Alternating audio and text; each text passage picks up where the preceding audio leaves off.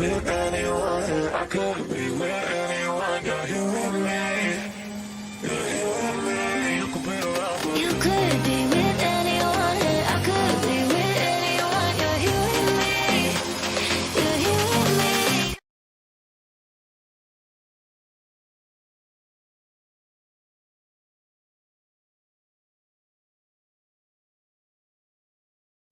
Hey, what's going on, people? Welcome to the show. We're in struggle mode here at My Take on Reality. We're having some technical issues, but that's okay. We're going to get through it. Before we get started, let me go ahead and play some music, let the room fill up a little bit so that folks can get notified, know that we're on live. And once we kick things off, I'm telling you, I got some burning hot videos. These videos is hot to death, son. This craziness. What do you do when your loved ones, the significant other, they parent wants to move in with you? Please take a look at the polls. Make sure you respond to the polls. After the song plays, we're going to get right into it. All right. Thank you guys so much for joining. Hopefully everybody's having an awesome week. Lizzie B in the house. What's up? What's up? Let's kick it off. Hold on a second. If I can find my stuff. This is such a I've been having a crazy week, y'all.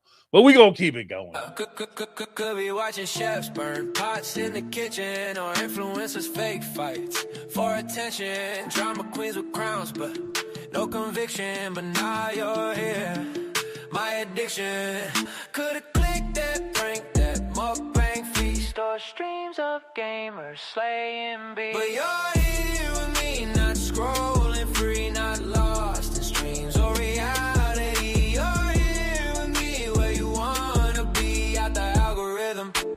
You and me could be watching cats knock glasses down, or a dude trying to stunt stressed as a clown. DIY hacks turn smiles to frowns, but you're vibing here, no fakes around sound.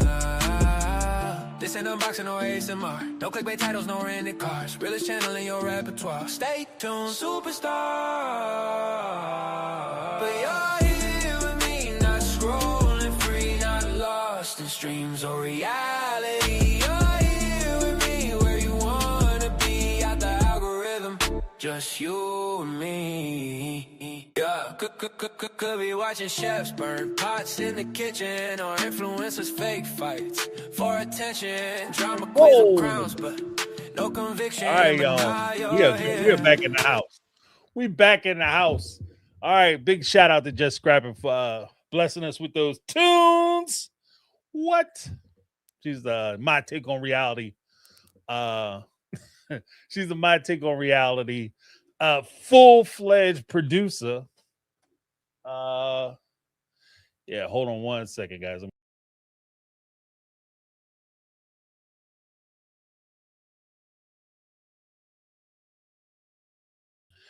We are back.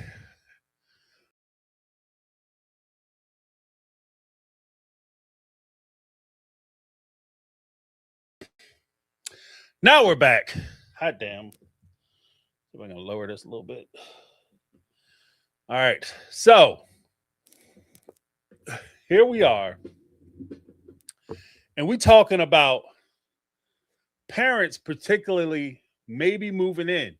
Now, the funny thing is, like in our Western society, we have a very odd, like, especially in taking into account the rest of the world, we have a very odd way that we deal with our elderly, the odd way that we deal with our parents and our family.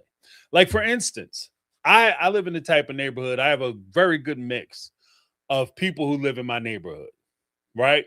We have, of course, you know, the traditional suburbanite white folks. We have black folks. We have Asians. We have Indians. We have all kinds of people just in the neighborhood. And the one thing that I've noticed is that the people who grow up primarily like in American culture, you know, that we can do it for ourselves. We're independent. We are individuals and we shall be judged as such. Those individuals and those people tend to buy homes for themselves in their families. And then when I say families, I'm talking about their immediate family, wife, kids, dog, cat, family, right? When I look at some of the other folks who come into the country, like first generation folks, maybe second generation folks, when they buy houses, they bring everybody. I'm telling you, down the street, I have a guy, he moved in, his dad lived with him, his mom lived with him. I think her parents lived there. His brother stayed with him. Everybody working. Everybody working. Their house is the shit. Okay. Their house is the shit. You know why? Because everybody can, like, they're consolidating their funds, they're consolidating their money, and they're putting money into the house. They building all kinds of shit on that house. That house is nice. Their house is nice. Okay. Because they have generations in the household. And they also don't have to send out kids to daycare. They don't have a lot of that. A lot of the same crap they were saying on Sister Wives. We don't have to worry about no daycare. We get free daycare. They get free daycare too, but from grandparents and people who actually care about and love their children. They also have more resources available. And I think that if you have a healthy relationship with you know, your parents, it not only, like, because we'll get into it as we watch the videos. It not only sets up an environment where your kids can feel that so additional support, love, connection to themselves, but they also learn a healthy amount of respect for their elders. So it's not about like what I'm gonna do with mom when she turned 50. Am I gonna cram her into a home somewhere, or I'm gonna, she on her own? Good luck. You need to start, go down to the bar and start popping it for them old head dudes, because Pop passed away. So you need to go down there and start making the poo pop, because otherwise you're not going to get somebody who's going to take care of you like Peepaw was back in the day. Right. So you have situations where it's normalized that when you get older, the people I'm referring to, like there's another family moved across the street. Chinese family. They brought everybody. There's like cousins and shit living there, like a couple families, like there's a couple families that are living in the house, right? And they make, what is it saying? Many hands can make any job light. Like, so when you're looking at a mortgage, if you have 3-4 people, 3-4 families contributing towards a mortgage, you can buy a really nice house. And you could own that house. Like, it'll take an average family 30 years, 30-year mortgage on average, to pay for that house. The way they do it, that house is paid off in like 5-10 years at best. Like 10 years on the outside, and that's if somebody got a gambling problem. Right? Right? The house is paid off. And then they go on and get another house and they help each other. Right? And that becomes the culture of that household. That becomes the culture of that family. So when the family members reach struggles or strifes or issues or problems, money happens, people get sick. You could be working a great job today. Your health fail you. You lose that job. You lose your health care. You could lose your house that fast. And when that happens, if you have those type of backstops set up, how easy would it be for you to say, yo, I lost my job, or I'm hit some real hard financial times. These folks I'm talking about in my neighborhood, they would never imagine they mom or dad being on the street. Never imagine their mom being on the street. Things are getting kind of tight. Mom, you moving in with me. In some cases, mom, I don't know why you moved out in the first place. Because that's how they roll. So it's just I'm approaching it from a little different perspective, just from what I see. I've been trying to get, as crazy as it is. My father is he's going to be 84 this year, right? And he still lives in a home that I grew up in, right? The home he purchased with my mom. He still lives in that house. I've been trying to get him to move in with me forever. Right? I'm like, Dad, you ain't got to live by yourself. You can come stay with me. Nah, James, I got things going on. He's still going to the gym. He's still active. He's still, up and about. It's not an infirm thing. I'm just, I don't mind him moving in. I know that way. I know you're eating well. I know you're getting everything you need taken care of. Your doctor's appointments and stuff being taken care of. Begging him to move in. Refuses to move in. He absolutely refuses. I don't want to be a burden. It's not a burden if I'm asking you to do it. Right? So like I said, I have a different perspective. However, I will also acknowledge that not everybody has the same relationship with their parents that I do. Not everybody has the same relationship with their in-laws or their parents that my neighbors do. Okay? Because the same way I've come on here before, because I know we likes to defend the tenders and we like to talk and protect the children, and I've come on here before and I've said, assholes come from somewhere. So normal people can have an asshole. And so sometimes the kids grow up and they become jerks. It's a thing. It's possible. It happens in nature. Just go outside. You don't even have to read a National Geographic or nothing, right? Watch the Nature Channel. It happens. And sometimes you have some really nice, cool people, kind, generous folks whose parents are just vapid, blood-sucking vampires who will rob you of your soul if given opportunity.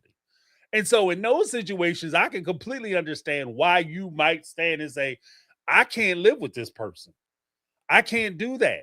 If you bring your mama, I'm moving out. I can understand. So I just want to make it very clear that this is not if you don't move your parents in, you're a horrible person situation. It's a case by case evaluation, and it's a case by case scenario where you have to make those decisions for yourself. So yeah. But let's check out this first video, okay? And in this video, we're going to talk about a man who's saying that your mama need a place to stay. She ain't moving in here. She can move down to that bridge. She can be that troll collecting the toll at the bridge and live under them bridges. Because she's not moving up in here. They're not with me. So let's check my man out, see what he has to say. It's really simple. But that's my mother. She needs a place to stay. She's having a financial hard time. I'm her only child. Okay. Well, then her only child needs to be taking care of her mother. Yeah, why my mama can't come stay? Your mama can't stay because I don't want your mama in this house. It's really simple. But that's my mother. She needs a place to stay. She's having a financial hard time. I'm her only child. Okay. Well, then her only child needs to be taking care of her mother. Okay. I don't need to be. You don't need to have your mama here. Your mama don't like me. You take care of the bills and stuff here. So it's not like I'm capable of financially supplying for my mom. The best thing for me to do is be able to have her move in with us. What do you want me to do? Tell my mama no? You don't got to tell your mama no. I'm gonna tell your mama no. Your mama don't like me, so I don't got no. Hold on 1 second. I'm gonna pause it right there. You ain't gotta tell your mama no. I'm gonna tell your mama no. When you talk about people's parents, okay, you have to. I think that even if you have a disagreement, there's a point where you have to have a certain modicum of respect, especially if they're in a position where they're defending their parent. So she's saying, I want to protect my mom. I want to do this for my mom. I want to help my mom out. And I understand where he's frustrated and he's angry. And he's saying, look, I don't really want to deal with her, blah, blah, blah, blah, blah. I get that. But you can't just come off and say, I'm going to be more than happy to tell your mom that she's going to be homeless. That's going to be my pleasure. I look forward to seeing her face crack when I tell her this. Please let me tell her. That shit is too much. So Just wanted to make that note. Problem telling her no. She's My mama ain't cordial here. with you. What do you mean? Don't even sit there and do that. She's But she cordial be talking with you. shit behind my back though. No, she don't. Okay. No, well, she don't. Yes, she but do. you need to understand that there's no way I'm about to sit over here and allow my mom to not have a place to stay. Well, That's crazy. When she can come stay with us, we got a whole nother room for her. Call her nephews, her nieces. I'm her child. I am her child. Well, then take It's care not of her nephew or her niece's responsibility to help my mom. It takes a village. It takes a village. And it do. Okay, so your mama should understand that. She old enough to understand that. She talks shit about me. She old enough to understand that it takes a village. Nico, Like, you don't even understand how hard this is. I'm kind of curious what shit she be talking. Like, what did she be saying? Let's get specific. Don't just say, yeah, she talked bad about me. What's talking bad about you? Like, did you lose? Are you on your 5th job this year? And it's only March, March and April, and you on your 5th job this year? Is she saying that, you going through a lot of jobs and you keep getting fired? You got to find something to settle down so that way you can move forward in your career? Is that the shit talking? Or is it you ain't doing shit and you ain't shit? Like, what is the shit talking? Because Cody, and this is where Sister Wives stuff kind of kicks in. Because Cody will sit around, for those who watch Sister Wives, will sit around and say, that everybody's shit talking him, but all they're doing is just telling or describing events and circumstances that they went through with him. Right? That's not shit talking. That's called remembering. Okay? That's called calling it like it is. That's not shit talking. If you are messing up and somebody is calling you on your stuff, they are not shit talking you. That's not shit talking. Okay? Calling you out your name, calling you disparaging your character, saying things that aren't true about you, that's crap talking. But somebody just basically saying that you did A, B, C, D, and you doing those things, oh, you cheat on her daughter and she doesn't let it go, and call you a cheater and call you a dirty dog and call you a philanderer and all that. That's not crap talking. So I just kind of put a pin in that. Hearing from you. This is difficult because you basically making me choose to help my mom or not. No, you can help your mom. You just can't help her move into here. Why though? Because I don't want your mama staying with me. But your goofy mama be staying over here half the time. But my mama also respects you, even though she probably shouldn't. She still respects you, and she ain't talking shit behind your back. I take up for you anytime somebody talks shit. She said, my mom respects you, even though she probably shouldn't. Okay. All right. Well, whoa. And and I would also say, if you want respect, if you want to get respect, you got to give respect. You can't disparage his mom in the name of your mom, because if that's the case, then his ultimate Uno reverse is, all right, you know what? You're right. Neither one of them need to stay here then. And then what you going to do? Well, I mean, my mama need to, you're right. They both trash. So what? Now where we at? That's a dumb.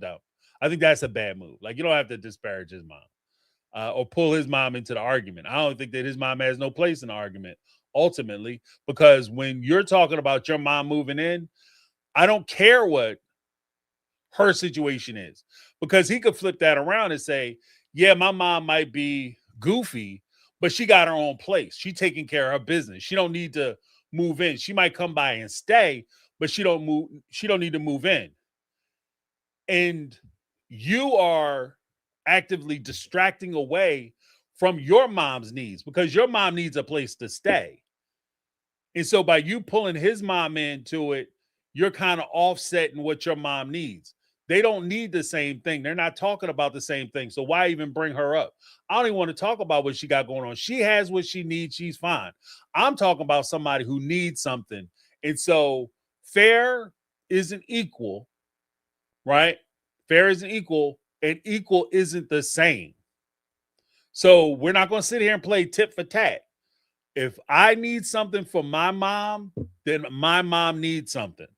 I don't care what's going on with somebody else's mom and what the lady down the street around the corner doing.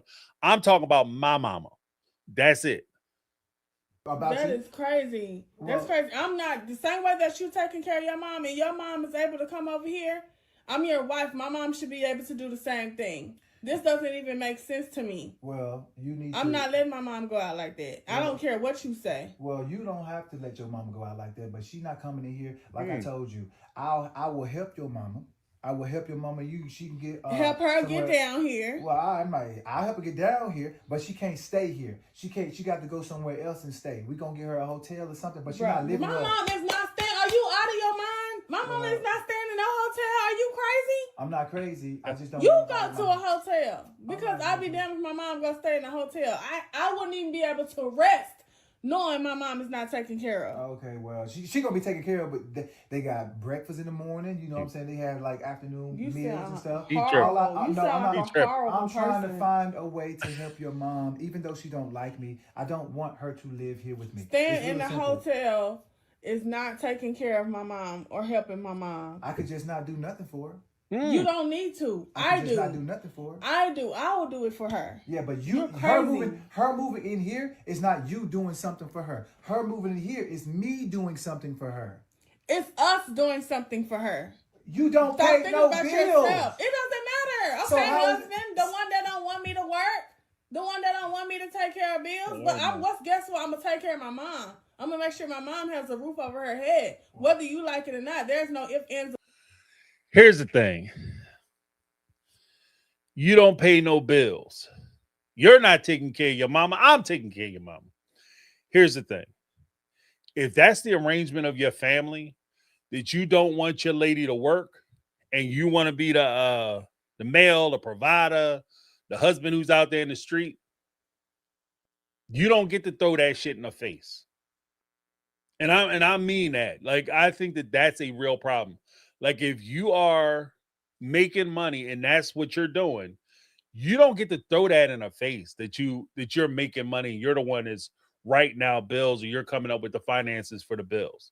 Because that, like, as much as we can sit here and talk about the mom moving in could damage the family and damage the household, that type of talk will 100% of the time degrade and erode away from the relationship and bonds that you have with the person that you with, because it sets you apart. It says to them that you aren't contributing, you aren't worthy. I am giving to you. And so you are actually, it's very destructive for you to throw something like that in their face. Right? Just as, if I don't think that if it's a true partnership and you're doing something that you want to do and you're contributing and going back and forth and you're actually doing something with each other, I don't think it's a thing where you're keeping score. Like, I don't sit here. I've never sat here and counted the dollars or money that I sent or paid for something in my household. I've never sat here and said, you know what? I've cooked for you the X amount of times throughout the year. I make the holiday dinners, blah, blah, blah. And that's why you should be very thankful. Sometimes you go to work. A lot of times you go to work. I bring you food up, and I did that 15 times in the last month. That shit is dumb to me. That's dumb as hell. I do things in my house for my lady because that's my lady, and I want to do those things for her. She does things for me because I'm her man, I'm her dude, and she wants to do things for me, right? And either way, when we do things for each other, I'm not just doing things for her. I'm doing things for the house. I'm doing things for me too. Me making her happy makes me happy. Her being in a good mood, having good food, being taken care of the way she likes to be taken care of, that makes my life easier. So it's not just I'm helping her and it's a completely altruistic thing. It's also benefiting me to make sure that she's taken care of, right? And she has everything she needs, right? Because her being around is important to me. And if you're with somebody and that person is important to you, you throw it in their face like, I'm the one to pay the bills. That's not you showing that person that you're important to them or they're important to you. And that's where I'm at. So like all like that, and that way sounds like control, because the second somebody starts saying that, that means that you're just basically telling them, I have ultimate veto power.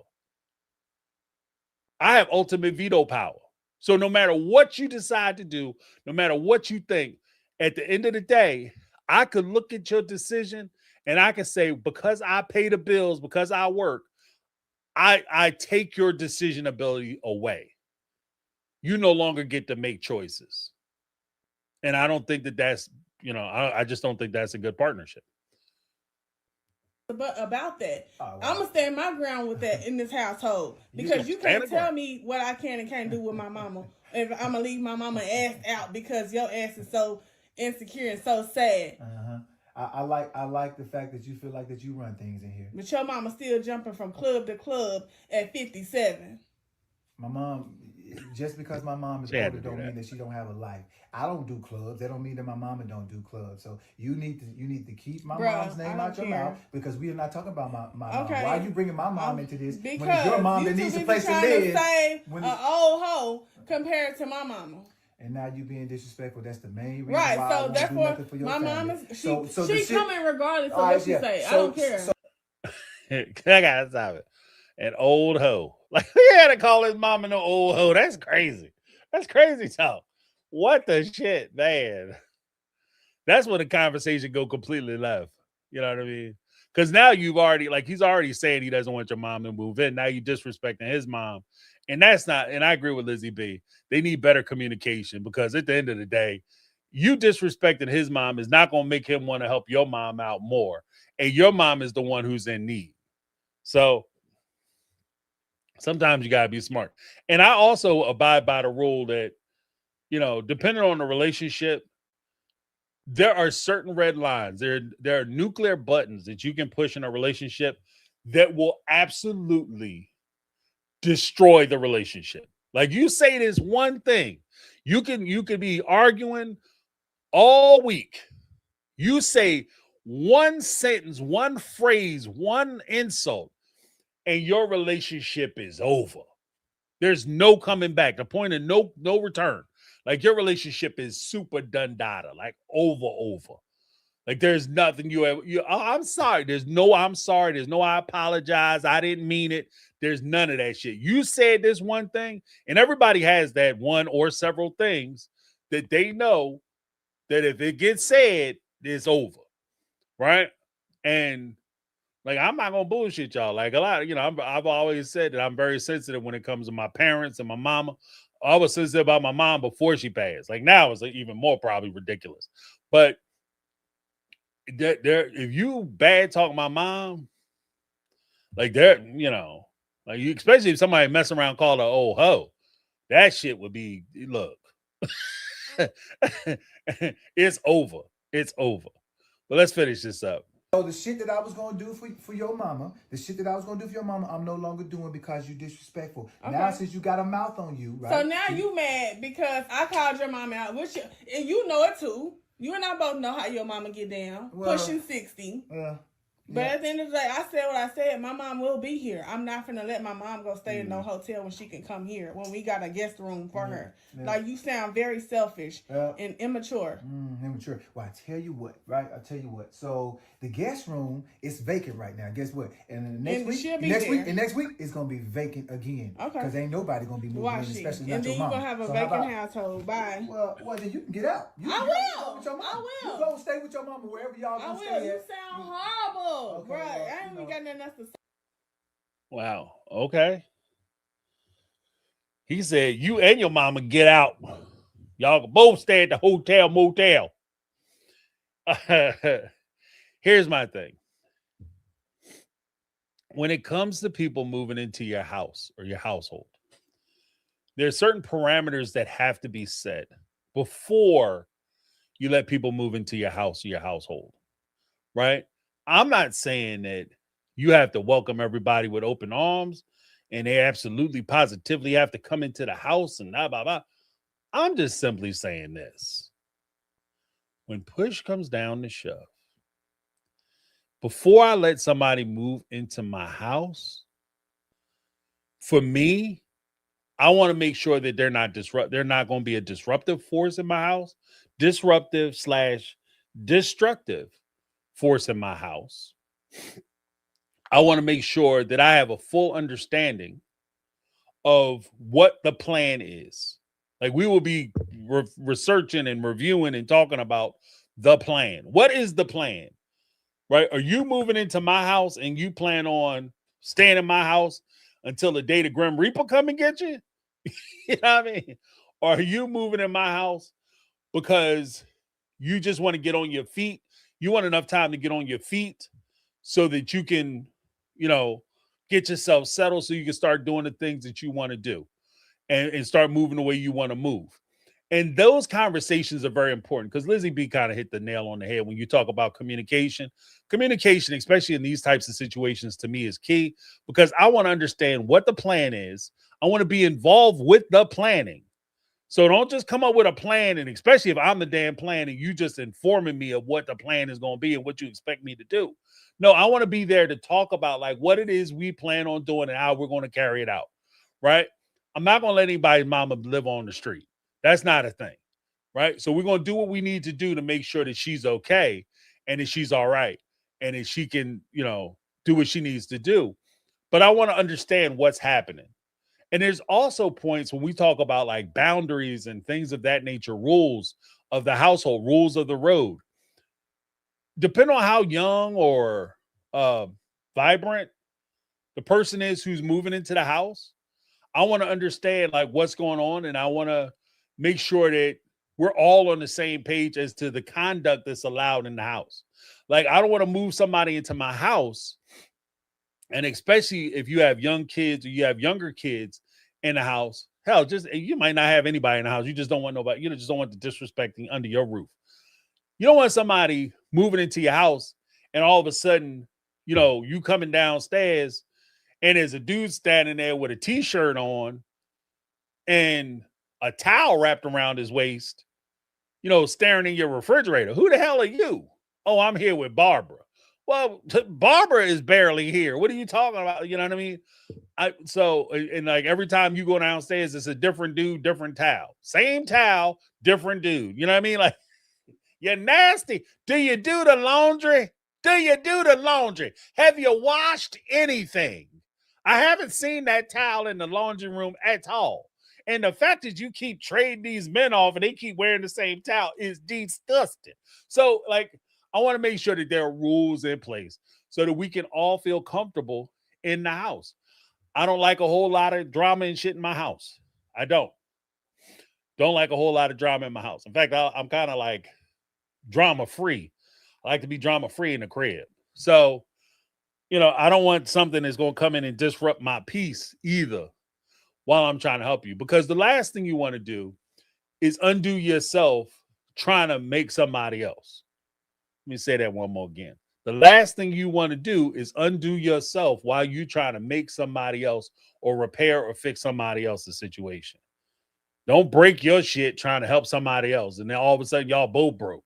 Y'all all looking for a place to stay after that. Right? And this also goes back to the whole thing of you understanding your people more than I do. So if it's your people and you're looking at, say, your mother-in-law, your father-in-law, whoever, mom, dad, in some cases, because some kids don't get along with their parents, but the parents get along with everybody else in the family, including their spouses or significant others. You have to make sure that you're okay with the people moving in and that you can survive that relationship and that you can be in the same house. I'm gonna be honest with you. I've seen with my own two little eyes, my own little winky dinks. I've seen situations where kids get older and the parents, like, their relationship is fine as long as they stay separate. They fine. But if they ever try to live under the same roof again, oil and water. Okay, that's like, you know what I'm saying? That's like going down to the gas station, barrels of gas, tops off, and you just down there trying to chain smoke.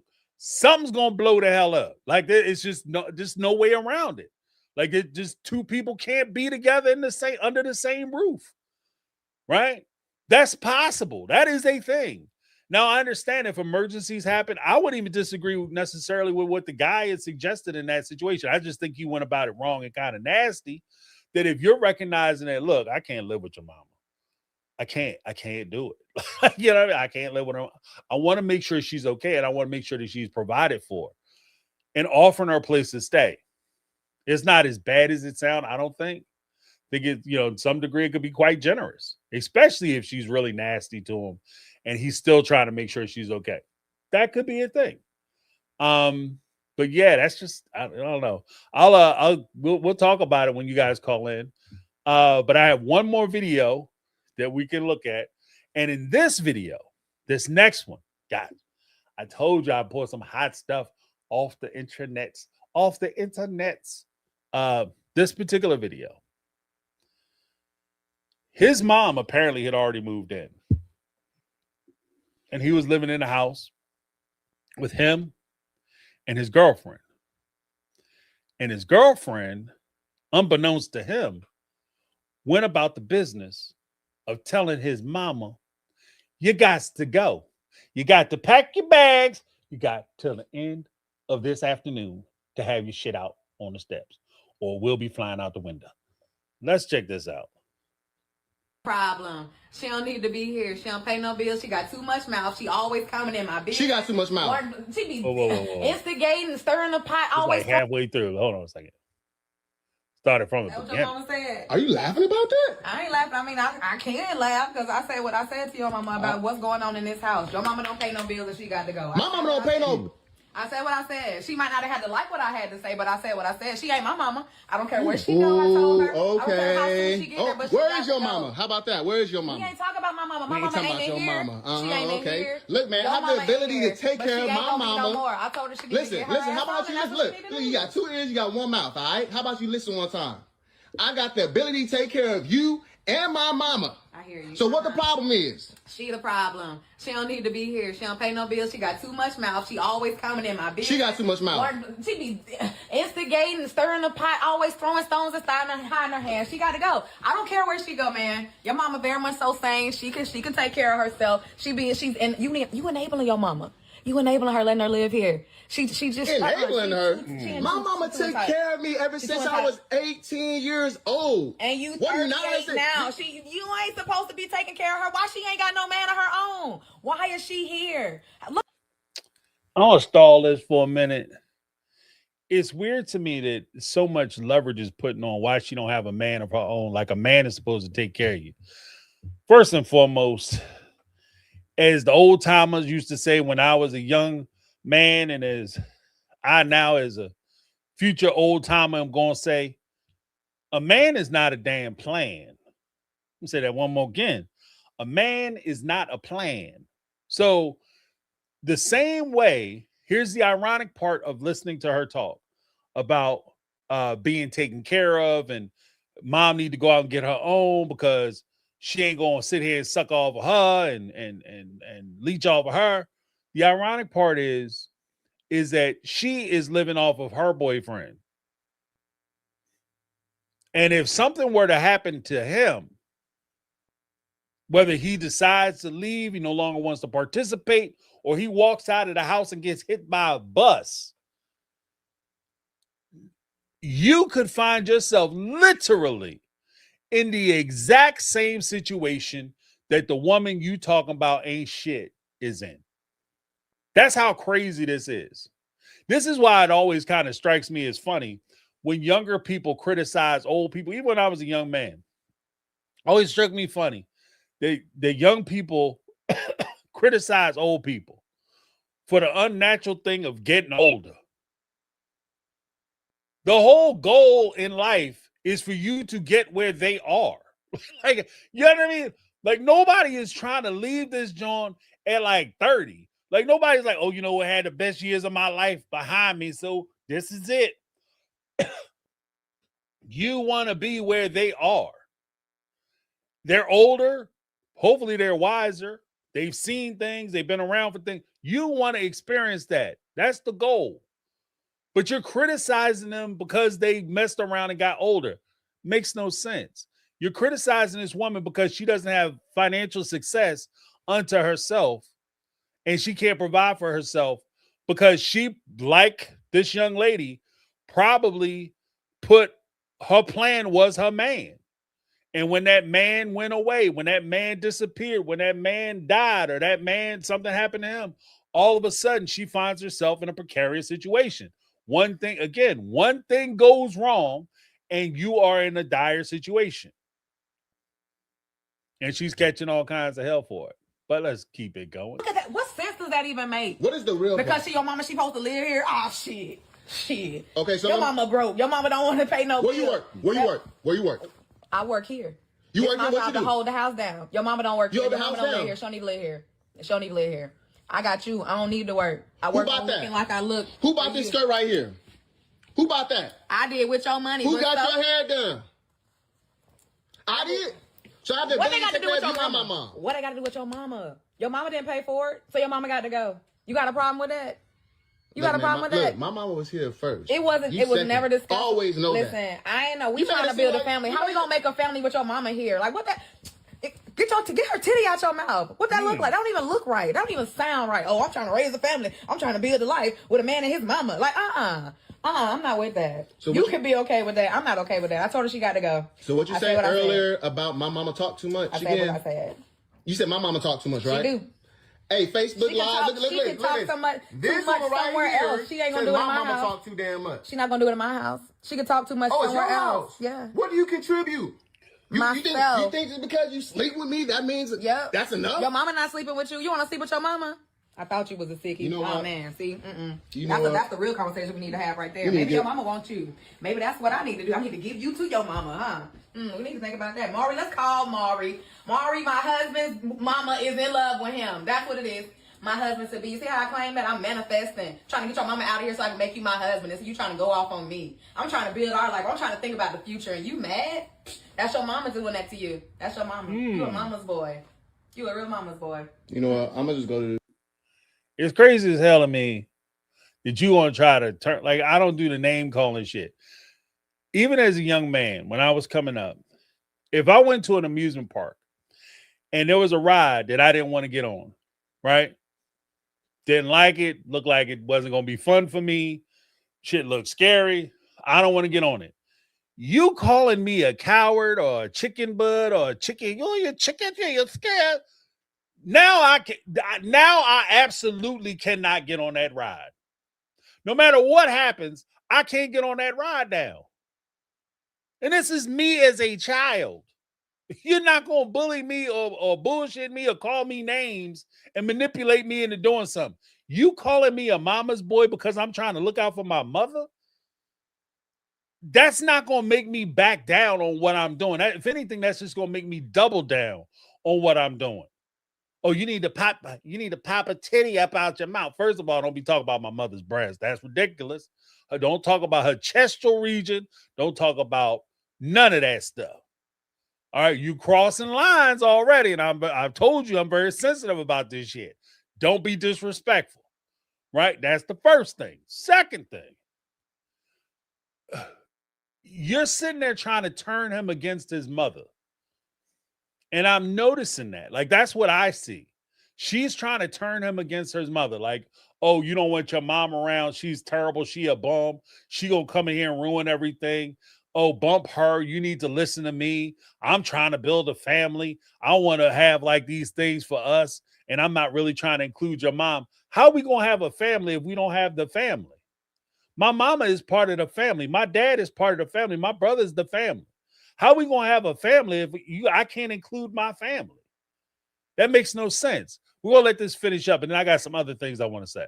I cussed his mama out. So she got to go. I don't care where she goes. She getting out of here. Yeah, see. Here's my advice, my man. You haven't married her yet. Be thankful she showed you her true colors. Start planning. Start planning.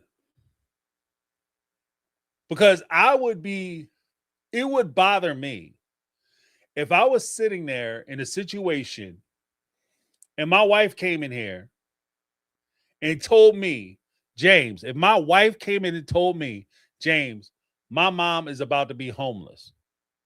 She about to get put out. She's fitting to be unhoused. And I say, whoa, what's going on? What is she going to do? Are we moving her in here? Like, what's happening? Are we going to kick her some money so she can get a hotel or, try to set her up somewhere? What is going on? I don't care. I would be bothered if she did that to her mom. I always look at, and this is something that every father has told their daughter, every man has told their son, every woman has told their kids or whatever. If you're dating somebody, you don't just look at how they treat you. You look at how they treat everybody else around you. Especially people, they think they have power over. People who they think are beneath them. You watch that shit. Because at some point in your relationship, they're going to turn that same ire, that same unkindness, that same wicked nature, they're going to put that shit on you. If this man wasn't loyal to his mother and he wasn't fighting to make sure his mother was taken care of, or this young lady who we watched earlier wasn't trying to make sure that her mom is being taken care of, then I would be concerned, especially if I was the person who was relying on somebody financially or somebody was relying on me financially. If you're living with somebody and you're relying on them financially and they have zero problems cutting people off, knocking people out, blocking people out, telling people that they ain't shit because they're not making an X amount of dollars and they have no use, sooner or later, you're going to be in that same spot. Sooner or later, you're going to be in that same spot where they're making those kind of decisions for you. This guy is saying, look, I want to take care of my mom. I'm taking care of you and I can take care of my mom. I have that type of loyalty. And instead of this woman, the last woman that we watched, instead of her valuing the type of man who is willing to take care of his mom and make exceptions for his mom and sacrifices for his mom and make sure his mom is provided for, she sees it as, oh, your mom is coming here trying to take my stuff. Jealous heart, selfish nature. Those things I cannot abide. To me, that's not wife material. That's not wife material. You looking out for you. What happens when we have kids? Kids go in the same bucket? You know what I mean? Kids go in the same bucket. Well, I need to get my hair and nails did so the kids don't have school clothes because you got to look fly. You got to look fly dropping their asses off. They got holes in their shoes. Jackets tight as shit. They can't put their arms all the way down. They got the pterodactyl arms because they put their arms straight. The damn sleeves will come up the forearms and shit. Them what we used to call them back in the day, high water pants. Got high waters on. You know what I mean? Look like 1980s Michael Jackson. High ass pants, white socks on, and damn penny loafers. And you sit up here talking about you gonna go get your hair and nails did so that you look super cute dropping them off to school. Shit, that boy looks so bad, you gonna have to drop him off at the corner. Because these things don't match. Is that what we're gonna be dealing with in a couple years? Wifey? Like, that's what I'm talking about. I don't, especially when I was a single dude, I wasn't looking at just what people tell me. I wasn't looking at how they say they're gonna react to shit. I watch how people react. I watch what people say, and I extrapolate those experiences with those people, and I apply them to myself. I say, okay, if I'm in that situation with that person, and I was weaker than them, or maybe I wasn't as beneficial, if I lost my job and I'm not bringing in money like I was, would I no longer be valuable? Would she sit there and talk about me the same way she talk about my mama? Because if she gonna talk about your mama like that, you could bet your ass that she gonna be talking about you like that. Just give her enough time. Just give her ass enough time.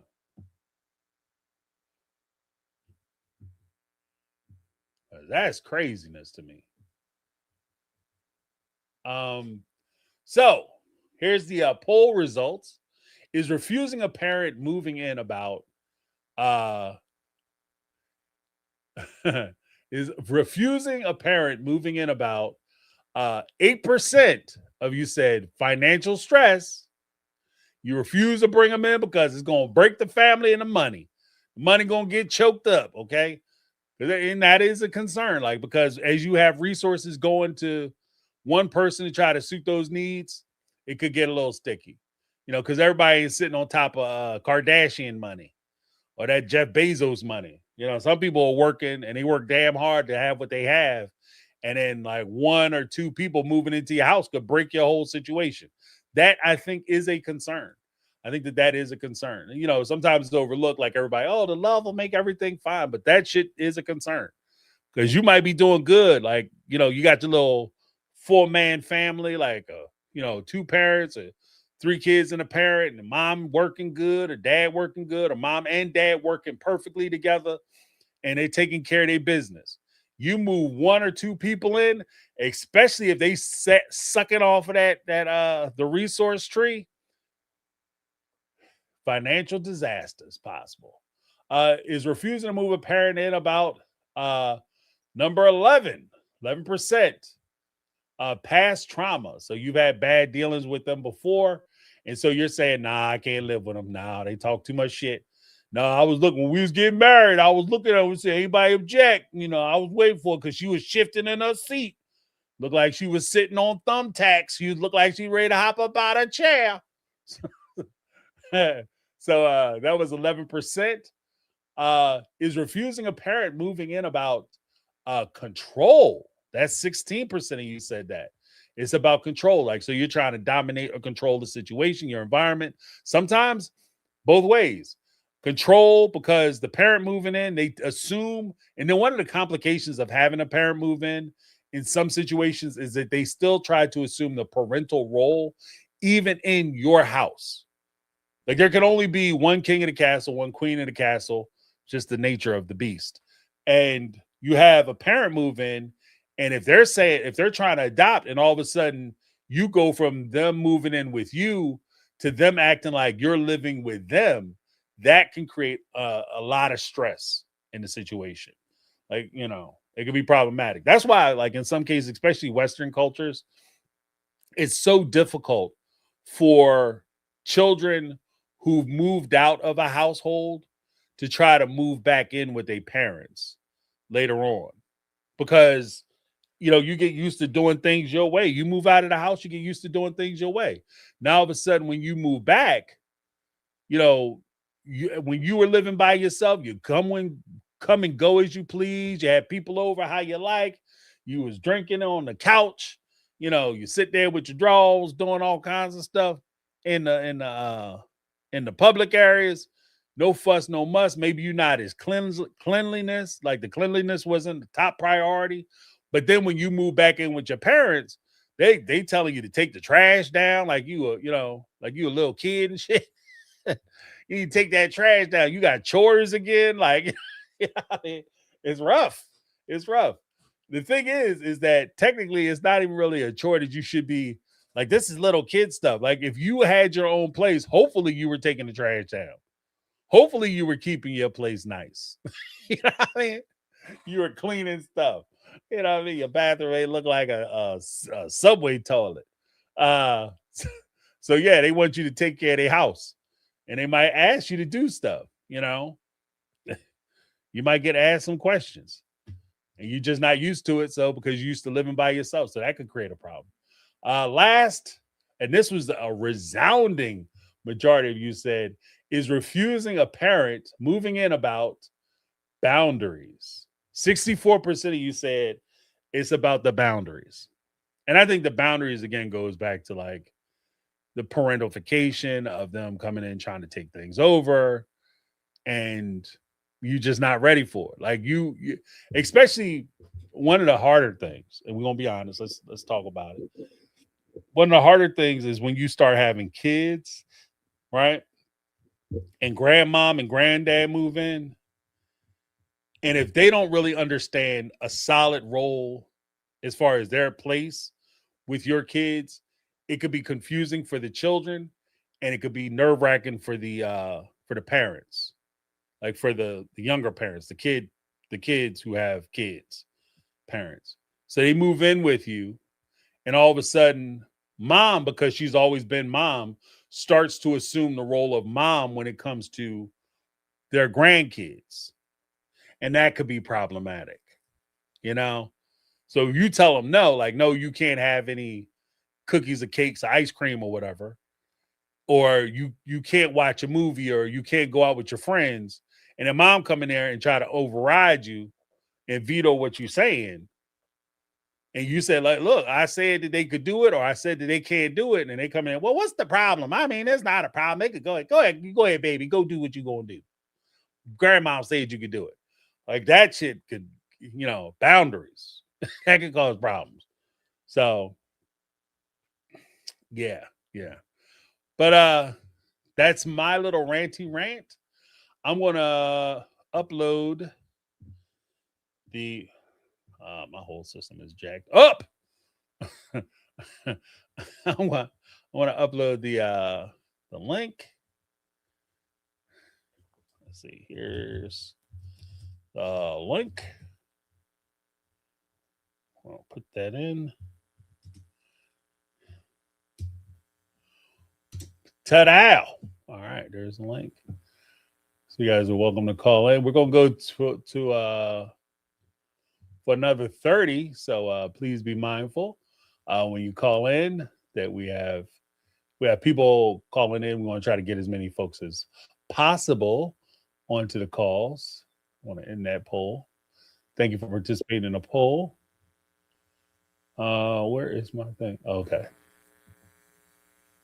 Message. There we go. All right. Hey, Linda, what's going on? Hey, James, how dare you give me 30 seconds? I miss you all. Haven't spoken to you guys in weeks. How is everybody? Doing well. You're looking good. It's just that I just want to make sure we get as many people as I possible. know. I'm messing with you. Oh, you heard my feelings, Linda. No, go ahead. Listen, I gotta give you a little trouble. It's been like forever. I know. Like the last time I was on, I was sitting in church and I'm like, oh wait, let me make a list. Who we got to pray for? No one answered me, so I had to go by the hearts. And then, like, Lord, whoever I didn't get, just send them some blessings. Y'all think I don't think about you guys? It's not all about just the tea and the gossip and solving problems, but yeah. So I got the notification. I said, okay, I'm going to do it. I was busy getting into my kitchen because I work from home today. So I'm trying to do a little bit of chores. This way I have my weekend clear. So I saw the last video. I put in the chat, run, capital letters. That girl was disgusting. Yeah. Mad disrespectful. And that young man, that's not mother material. So I'm getting, it's like having having a parent come in. See, I grew up in a multi-generational household, right? Grandma was the head, but so let's see. So when one of my cousins literally had to get one parent after the other and move them into the house with her. And she discussed it with her husband and everything was fine. And it was like the communication, right? And she was fine. She just felt blessed that she could have her parents, because they were sick, they were elderly. So I don't know if in these videos they were much younger, or maybe some of these women, it sounded like one of them, like I caught like part of the second to the last, like it sounded like the mother lived the life and now she has nothing and wants to live with her daughter and the partner's not having it. I didn't get the full context of it, but the bottom line is like the couple's got to sit down and talk. They have to say yes or no. And you if you're the oldest or the only child and you're able to house your parent, I don't see why not. As long as there's like got to be an extra room. There's none of this sleeping on the sofa or, one of your kids give up the room unless it's a medical emergency. But something you said, the very last thing you said is true. It's the communication. Like you want to bring somebody in, regardless of it's your mother or his mother, with minimal disruption. But as someone who adored her grandmother, I think that would even be beneficial. It would help out in the sense that, if they're healthy and they're staying at home, they could pick up their grandchild or help with the homework or whatever. But it all has to do with the family. Like when I entered, the thing, it was trauma. Like if people have had trauma with their parents, that's not going to work. Mm-hmm. It's not going to work. No, I agree. Yeah, I agree with that. And then if it's just you and your man and there's no kids, some of us like to get freaky deaky all over the house. That just might, put a little crimp in your love life. But all Right. joking aside, like to really address it seriously, you and your husband or you and your wife, you got to sit down, you got to talk about it. And you got to come to an agreement. This, talking nasty about each other's mother, that's just wrong. That's wrong, and it brings out the ugly. And sometimes it might bring out the truth where you could say, hey, this is not the man for me. I'm not going to marry him, or an, oh shit, who did I marry? And vice versa. I just see such a breakdown of families that in my mind, if a parent is sick, you're there for them. Right. Like I had a better relationship with my grandmother than with my mother. But when my mother fell and broke her hip, I moved into the apartment, got internet, and thank God that the rehab center was 5 blocks from her apartment, because it was really weird having a family member in a nursing home like that. That's never really happened in my family. Right. Yeah, because when I first started the live, that's what I was saying. Like I live in a kind of neighborhood where we have a huge diversity of people, and of course you have the Americans. Everybody's like individual families, so you have the mom, dad, kids, or whatever the case may be. But in the Eastern families, especially Indians, the Asians, they'll move in. It'll be a multi-generational house, and I think that ultimately what I want to get from that, what I draw from that, is that they respect their elders. And I think that was one of the things that we kind of got away from, even as a culture, where we really don't respect our elders as much anymore. We don't see value in them. And so as you get older, all of a sudden, nobody gives a shit what you think. My wife works with elderly people. Right. And the crazy thing is, like, she has somebody who is very important, as a young person, and then all of a sudden they get old. Nobody gives a shit what they think anymore. Like this person making major moves, big time, crazy money. And the only time people really refer to him or even give a shit what he's talking about is when they talk about that will and what he plans and what will he leave to me when he passed. Other than that, they don't give a shit what he's talking about or how he's doing or come and check on him. Like, so Isn't that something?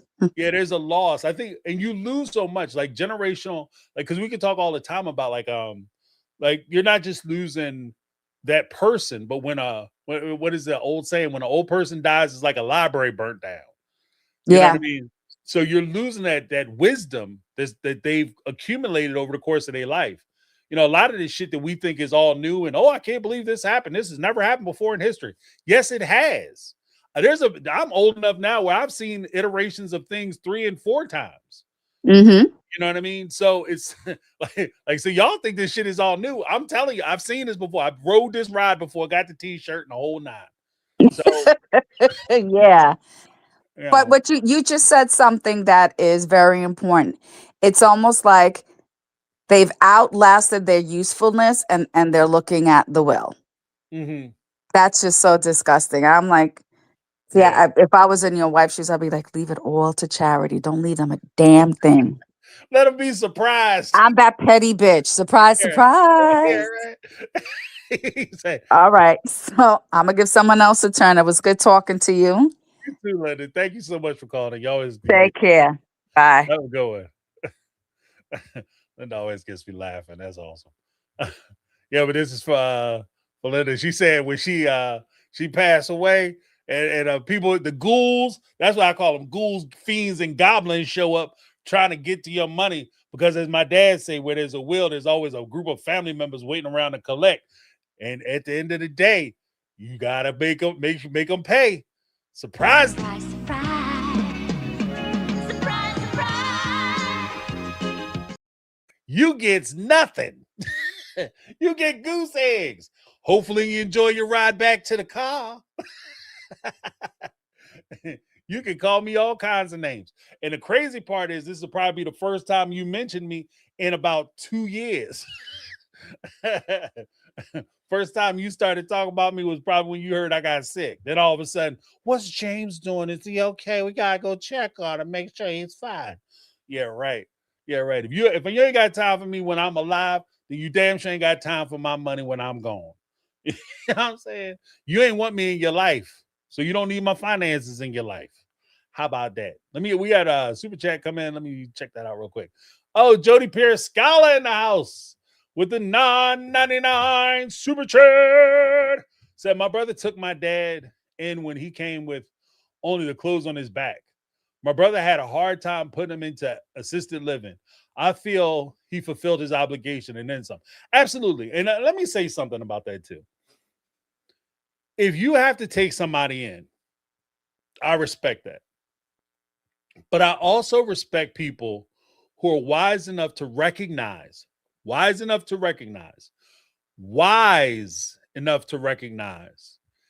that if you can't do it, then put them in assisted living. Put them somewhere where they can be safe, where they can get the treatment and help that they need in order for them to be successful. What we don't want to do is we don't want to just try to bring people into our house that we can't take care of. If somebody has wounds or if they have certain diseases or they've developed certain conditions that we can't be there for and we don't know how to deal with, somebody's prone to strokes and you know you're not good in emergencies, that somebody is prone to like epileptic fits or whatever the case may be, seizures. You can't deal with it. If they have heart problems or things of that nature, and you need somebody who is medically trained on site, and you have to send them, or they have mobility issues, and you have to send them somewhere where they can be safe, that makes sense to me. Sometimes that's caring too. Just don't drop them off at the old folks' home and leave them there. That's all I'm saying. Go visit them, call them, see how they doing, check on them, take time out, have a conversation with them, right? Have a conversation. One of the most damaging things I think that we do to some of our older people, is, you go through life and you have an opinion and all of a sudden you get older and your opinion doesn't matter anymore. Your thoughts don't matter. What you think about the world doesn't matter. Nobody has time for you anymore. That's crazy. So, love and compassion may take many different forms. I don't think that this is all one size fits all situation. But yeah, I agree with you, Jody Periscope. I think that your brother did a good thing. He took him in when he could, and he tried to get him into assisted living as needed. That's what it sounds like to me. And I'm for, like, I like the idea that, you could have a multi-generational home, but I'm also well grounded in the fact that if somebody needs assistance, they have to have that assistance that they need. They have to have access to it. But thank you so much, Jody. I appreciate you. All right. And we're going to bring in Megatron. Megatron, what's going on, Miss Lady? Are you back from your hiatus? Hey. Yes, I am back in the States. Okay. You sound good. You sound like you've been refreshed. I am, man. Listen, the Caribbean will do it to you. It'll do it. If you ain't being, go. Put some fuel in that tank. Give you some get right. It was so therapeutic, like mentally and spiritually, because you're just like, really, this is God. Well, I don't know who you believe in, but nature, this was created just for me. Oh my gosh, I felt special. Like, thank you, God. Right. Thank you. Yeah, the water is crazy. Yes. I needed that.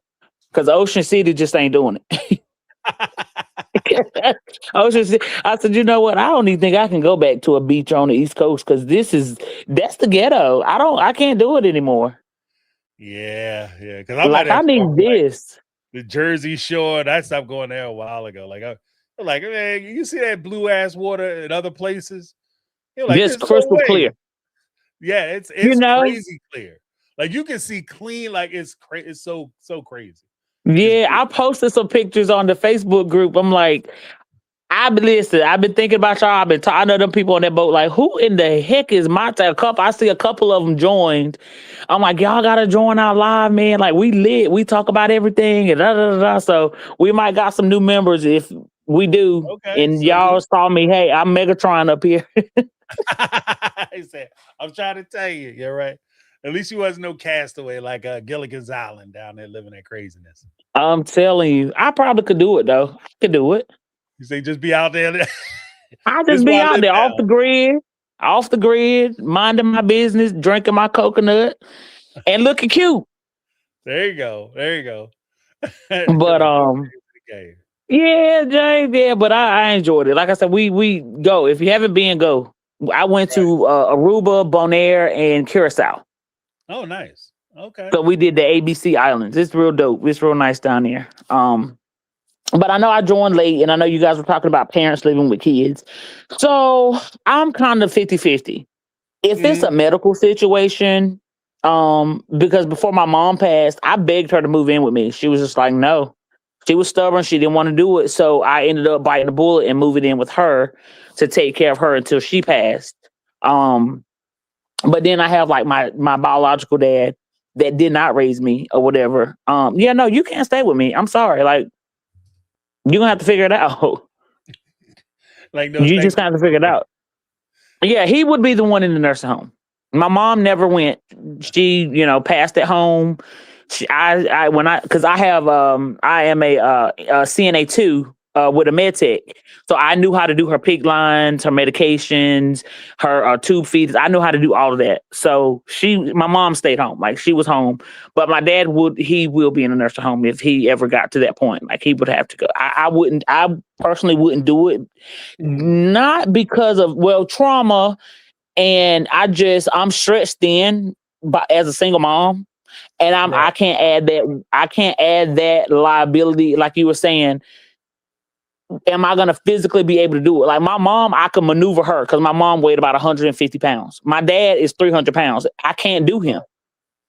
So you know what I mean? Like I ain't trying to be on the news for elderly abuse because I can't roll them over and wipe them good and all that stuff. You both. I mean, trauma has a small part, but physically, I wouldn't be able to do it. I wouldn't be able to do it. Right. Physically, because he's too big. He's too big for just me. Right. Well, I mean, I think that's part of the calculation too, is that you also want to make sure that when people move in, I don't want them to just, like when I talked earlier, I said, I've been asking my dad to move in, and he refuses to do it because he just loves his independence. But the whole thing is that it's not just a matter of them surviving. You want them to thrive in the environment. Yes. So, like you said, like if I can't do something for him, then I don't want to burden him with that I can't, but I'm failing. And so he suffers because I can't do something that he needs. Right. And that even comes down to, like you were saying, if dude's like 300 pounds and you're not in the gym lifting 300 damn pounds. I did today. Okay. I did today, but still, I ain't doing it every day though. That was a whim. Now I ain't gonna throw my back out because we both gonna need a CNA to come help us. No, I can come and visit you. Right. I'll come pick you up 3 days out of the week. We take you out, get you a little ice cream, take you to the little pond, let you look at nature, and then take you back. Right. But 24 hours, I can't do it. Right. And I don't got time for me to be out on a little date or something. They calling me, your daddy don't wander down the street, and no. And that's the thing too, is sometimes it's not just physical, because there are mental complications that can happen as well, like whether it's Alzheimer's or dementia, right, things of that nature. And those type of ailments require more observation. So you just can't, like somebody has Alzheimer's or even dementia, you just can't leave them. Right. And, I'm gonna go take a nap because you might take a like nap. A 2-year-old. Yeah. They down the road. They down the street. And I worked, and that's the population that I work with. I worked in the Alzheimer's wing, and Lord have mercy, Jesus. Them people quick. They very quick. So That's that's just me. It would depend on the relationship and the abilities to take care of that person. But I mean, I grew up in a multi-generational house. My grandma, I've only ever remember her living with us until she passed away. I mean, it was dope. And like you were saying, yeah, if Mama said no, we asked Grandma. I mean, Go to the salt it tax. worked out for us. It worked out for us. Yeah.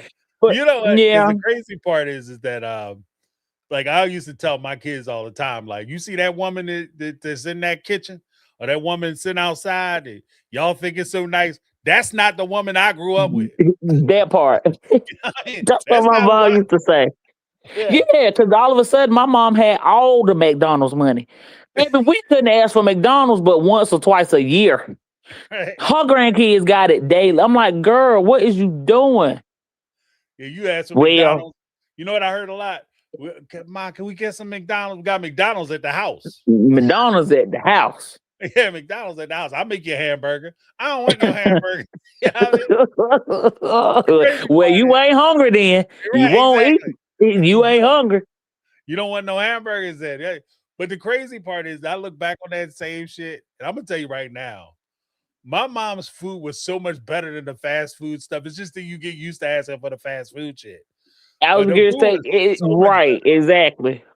And that's Yeah. how it is now too. Like with my kids, can we get? Oh, I made that at home. Right, right. Yeah, okay, so okay, all right. Like, not only is it better tasting, but it's better for you because I actually know what's in it. Yes, I right, mean, right, you exactly. know what's in it. Like, so if I give you a hamburger, it's hamburger meat. Like, it's 100% beef. You go to Mm, McDonald's, Wendy's, Burger King, it's don't know what's in some there. beef, soybean, like, and all other kind of additives so that they All can beef up kinds of the burger. mess. That's why the burgers don't taste like hamburgers. Like that. But That's now, what it is. James, let me ask you this. Mhm. At your age, are you able to stuck? Because I noticed a lot of that food that, like you said, we beg for. I can't eat it now because it upsets my Yeah. stomach. Yeah, it's different. It hits different. Like McDonald's, I will go to, and it's the most like I feel empty when I eat McDonald's food now. So if I had like McDonald's fries, like the fries don't taste quite right, and like you said, they kind of just run through. Like, you know what I mean, Yes. and if you get the wrong place, boy, they hit your ass, run through you faster than Grand through Richmond, Before man. you can get home, like you got Right, me. If you're greedy like I am, I start eating when I get my right, food. 'Cause I need it hot and fresh. I'm eating on the way home, and then like I said, you flying in the parking lot, get ready to run over a couple kids out there on the little scooters because you trying to hurry up and clenching. You clenching. right, right. Your Done fist was throwed white knuckling everything on on the that floor. stairwell. Yeah, it's crazy. Yeah. So no, it's So different. a lot of that food I can't even stomach it anymore. I know Right. McDonald's is the main one, and I don't know if it's because I'm eating healthier. I got a we was on the cruise. Mhm. I think it was Guy's Burger that's on Mhm. the Carnival, and I'm like it's just too greasy. I can't. It's too much grease, and because I got so sick, like either I'm gonna go one or two ways. It's gonna come out the bottom end or the top end. Right, or And both. so I end up throwing that up. I was like, yeah, it's too greasy. Right, right. Well, that's part of the thing too, is that if you change your diet around and you do get used to more like fruits, vegetables, and whole foods, like foods you're actually making, and then maybe they have like one or two ingredients as opposed to especially Yeah, some of the things that they do at fast foods where it's like a lot of processed foods and all that. yeah, The chemicals is actually what's making you sick. You know what I yeah. mean? And then that's another thing too. Like with my dad, as far as like parents moving in with kids, my dad is an old Southern black man from Texas. Mm, He like his stuff a certain way, and it's like we don't eat that. Like we don't eat that way up here. Like we don't have molasses for your biscuits. We don't have right, that stuff, Daddy. And so that's another dynamic too. And that's right. another reason why me and him can't stay together. And then I'm dating. I'm out. I'm in the streets. I'm in the streets, James. And I don't got time to be, hey, you coming up in here at 9 o'clock at night. Don't you got work tomorrow? First of all, I'm grown Right, right. and you need to mind your business, Right. Don't worry about what I'm and doing. You live with right, me. It's my house. uh, Well, because right. again, Well, that's what I was saying earlier about like sometimes the roles get shifted because parents move in, and this is one of the complications when you have parents moving in with their kids, is that they start to assume the same role that they had when you lived with them Mm-hmm. as a child. Like, I am not a child. Like, I'm an Yeah. adult. Like, so you got to treat me like an adult. Like, I am an adult, so treat me like what I am. Right, right. That can create I ain't got time to be explaining to you why this is my second plate because I made it and I bought it. It's right, mine. right. And I Why want are it. you worried about it? Right. I'm not taking your plate. No, because you worried about my plate because you trying to get thirds. Right. So yeah, our dynamics. Yeah, I just personally, our dynamics are too much, too headstrong, as he would say. We both headstrong, so it's not gonna work.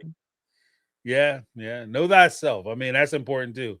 Because like I said, I have no hard, fast rules when it comes to this kind of thing. I think it has to be played by ear and by scenario. So, if you Right. have the type But of tell scenario Daddy where, Monte to get his butt on at that house and quit playing so we can talk to him too every Tuesday and Thursday and Sunday and Saturday.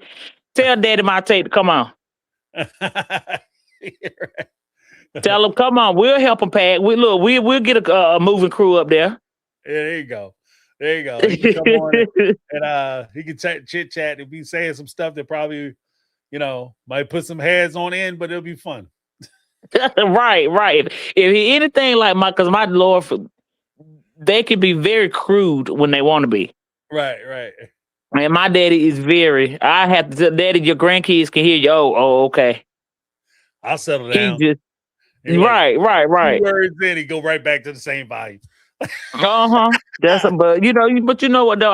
I love the elderly. I worked with that population for 15 years. Love them.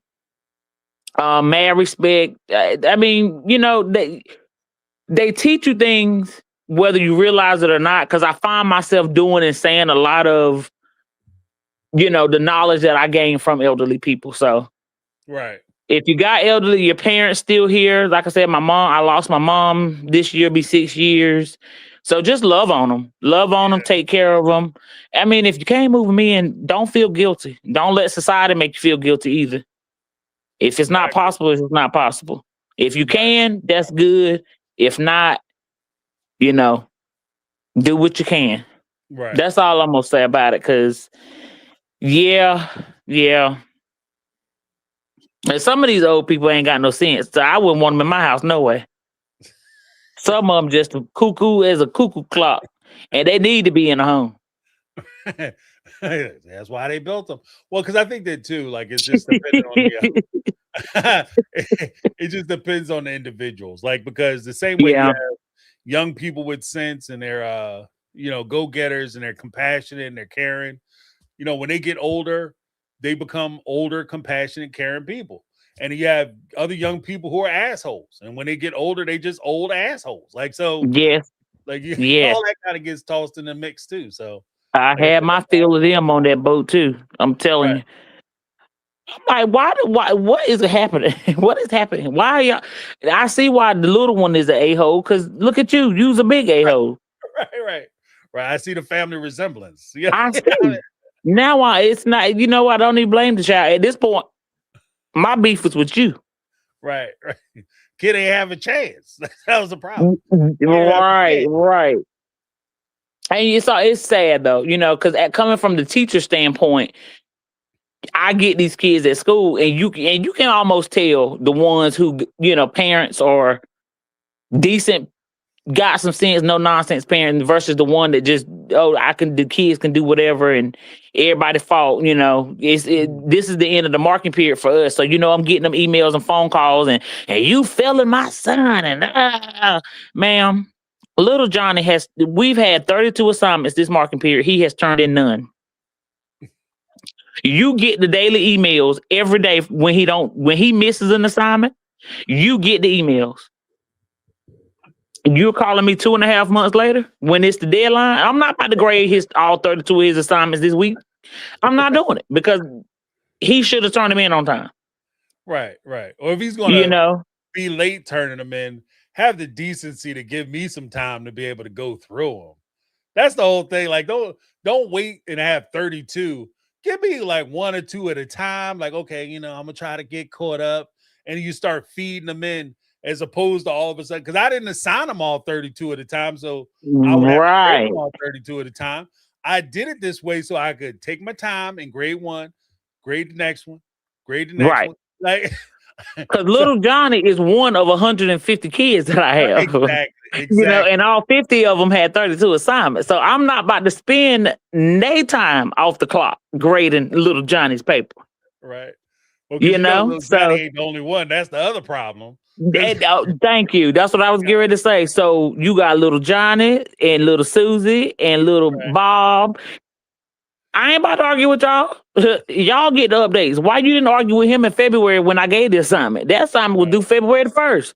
Hell, it's almost May 1st. Right. You want to call me holler? They finished. They're about to close the semester out this June. Like the year's almost over. They already Right. talking about Well, we're starting the fourth quarter. Fourth quarter starts on the 15th, and then it runs to June. Yeah, that's what I'm saying. Like we like you trying to get it in so that way he don't fail or get left back. But I mean, lady, Right. like the shit closed next week. I have to turn, and that's just for those who don't know, because my mom worked in the school district too.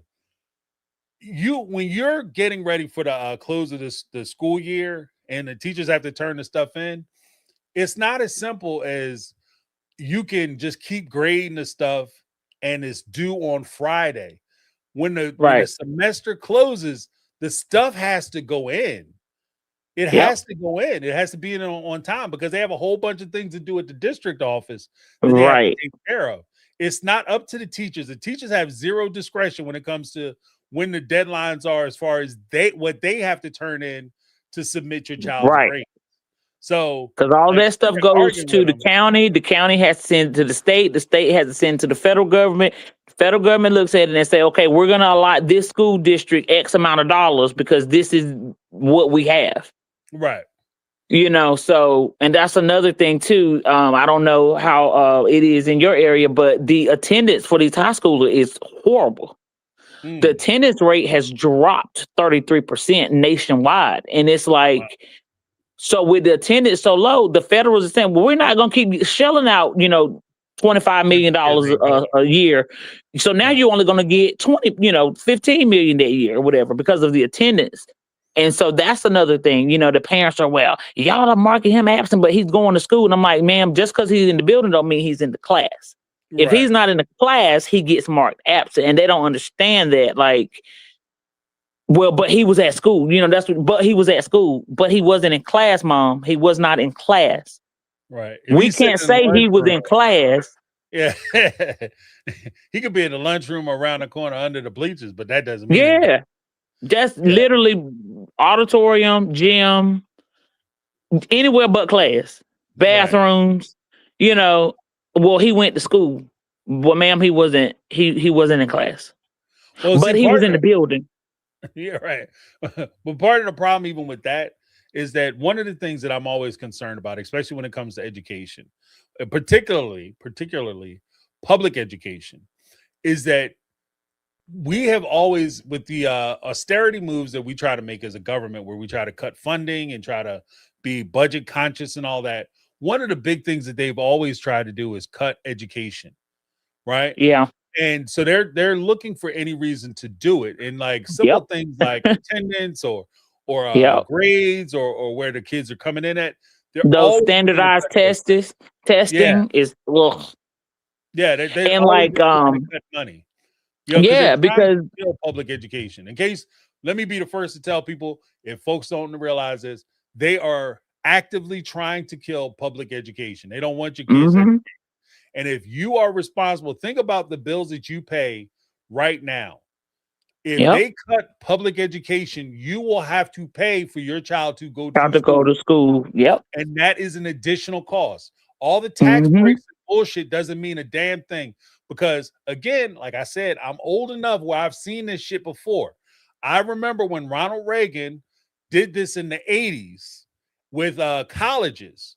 They were all of a sudden going to open up the loan approval rates and make it easier for kids to get loans. And they could take in so many more loans. And they cut off, like, there was a time when in most state colleges, you could go for free, damn near. You could go for free or at an extremely reduced rate. They eliminated that and they said, you know what, we're going to open up the loans. That's why you have kids now who are walking out of college with $100,000 loans for college. Because that once they open up the loan rate, the first thing the schools did was raise their tuition. If the government gives you a stipend or they give you money, a tax refund or a tax credit so that you can send your child to school, what they're going to do, if they give you a $5,000 tax credit, parochial school is going up $5,000. They give you a $5,000 tax credit, private school is going up $5,000. Your kid is not going to have access to those schools. And those schools, those private schools, here's the other secret to the sauce. I'm sorry, I'm going a little crazy, but here's the other secret to the sauce. Preach. If they make those, if they give those monies to the schools, those private schools, parochial schools, and schools that can make those selections, charter schools, the reason those schools do as well as they do is because they can be selective with their students. They can reject people who come to join those schools. Everybody don't get to go to the charter school. Everybody don't get to go to the parochial private school. If your kid is in public school and they're struggling in public school, they're not going to just send them to the private school. Your kid has to be able to excel and do that work and live with that curriculum. So this is a way for them to they're going to screw your kid out of their future. And that's why I'm a big advocate of like public education, because education, I was taught when I was a very young man, is the great equalizer. You know, they could take your house, they could take your car, they could fire you off of jobs. What they can't take, nobody can ever go back and take my education and my accomplishments. So take with that what you will. That's the conversation I had with my kids in the public school. And I'm explaining to them, like, they're looking at your disciplinaries, they're looking at your attendance, they're looking at your grades, they're looking at your testing, they're looking at the whole student. And you not going to class, you half-assing your work, that does you no favors, it does me no favors, it does none of us, because what happens, like little Johnny, for example, has, 6 younger siblings. What happens in 2 years when there's no more public school and your parents have to pay for your siblings all to go to school? Right. What do you think is going to happen? Right. Oh, I don't care. Okay. Mr. I don't care. Okay. Right. Because they've already, for Montgomery County, they've already reduced the math and English departments by, I want to say 35%. Right. So there's basically 2 teachers per school that basically is out of a job now for the upcoming school year. They're already reducing. Yeah, they're reducing like with our special education, like you were talking about the private school. I'm dealing with that now with my son that's on IEP. He's on the spectrum. And this school, we can't meet his needs. And I'm like, okay, we're not going to, since you guys can't meet his needs, now you have to be on the hook to pay for his private education. Right. And I'm dealing with that, like trying to find a private school that will accept him. And they have a few schools that I, currently meeting with or whatever, but they're looking at him. When I say everything, they're looking at everything. Home life, is it a 2-parent house, is it a single parent? Like, they're looking at all of that, and I'm basically sitting here waiting for them to say, okay, yeah, we'll take them. And it's been now about 3 weeks, still no response. Like, it ain't public school, you can go enroll them today and they start school today, right? So it's because they're not under any requirement to take your child. Right, exactly. They can turn them down. They can turn them down as long as they don't turn them down for a protected reason. They can reject the child for any reason that they want. Yep. They can reject it because they didn't like your shoes when you walked into the interview. Any reason they want. And like I said, there's no recourse for that. Oh, you guys didn't take my kid. He really needs your school. That's too bad for your kid. Too bad. So sad. And that's another thing is, and I have to let you go because I have some other people, but okay. I'm loving this conversation. We might actually have to do this as a topic, but one of the things that like kind of gets you to is that you talk about they're going after the education. First of all, the second they start cutting STEM, they already cut everything else to the damn bone.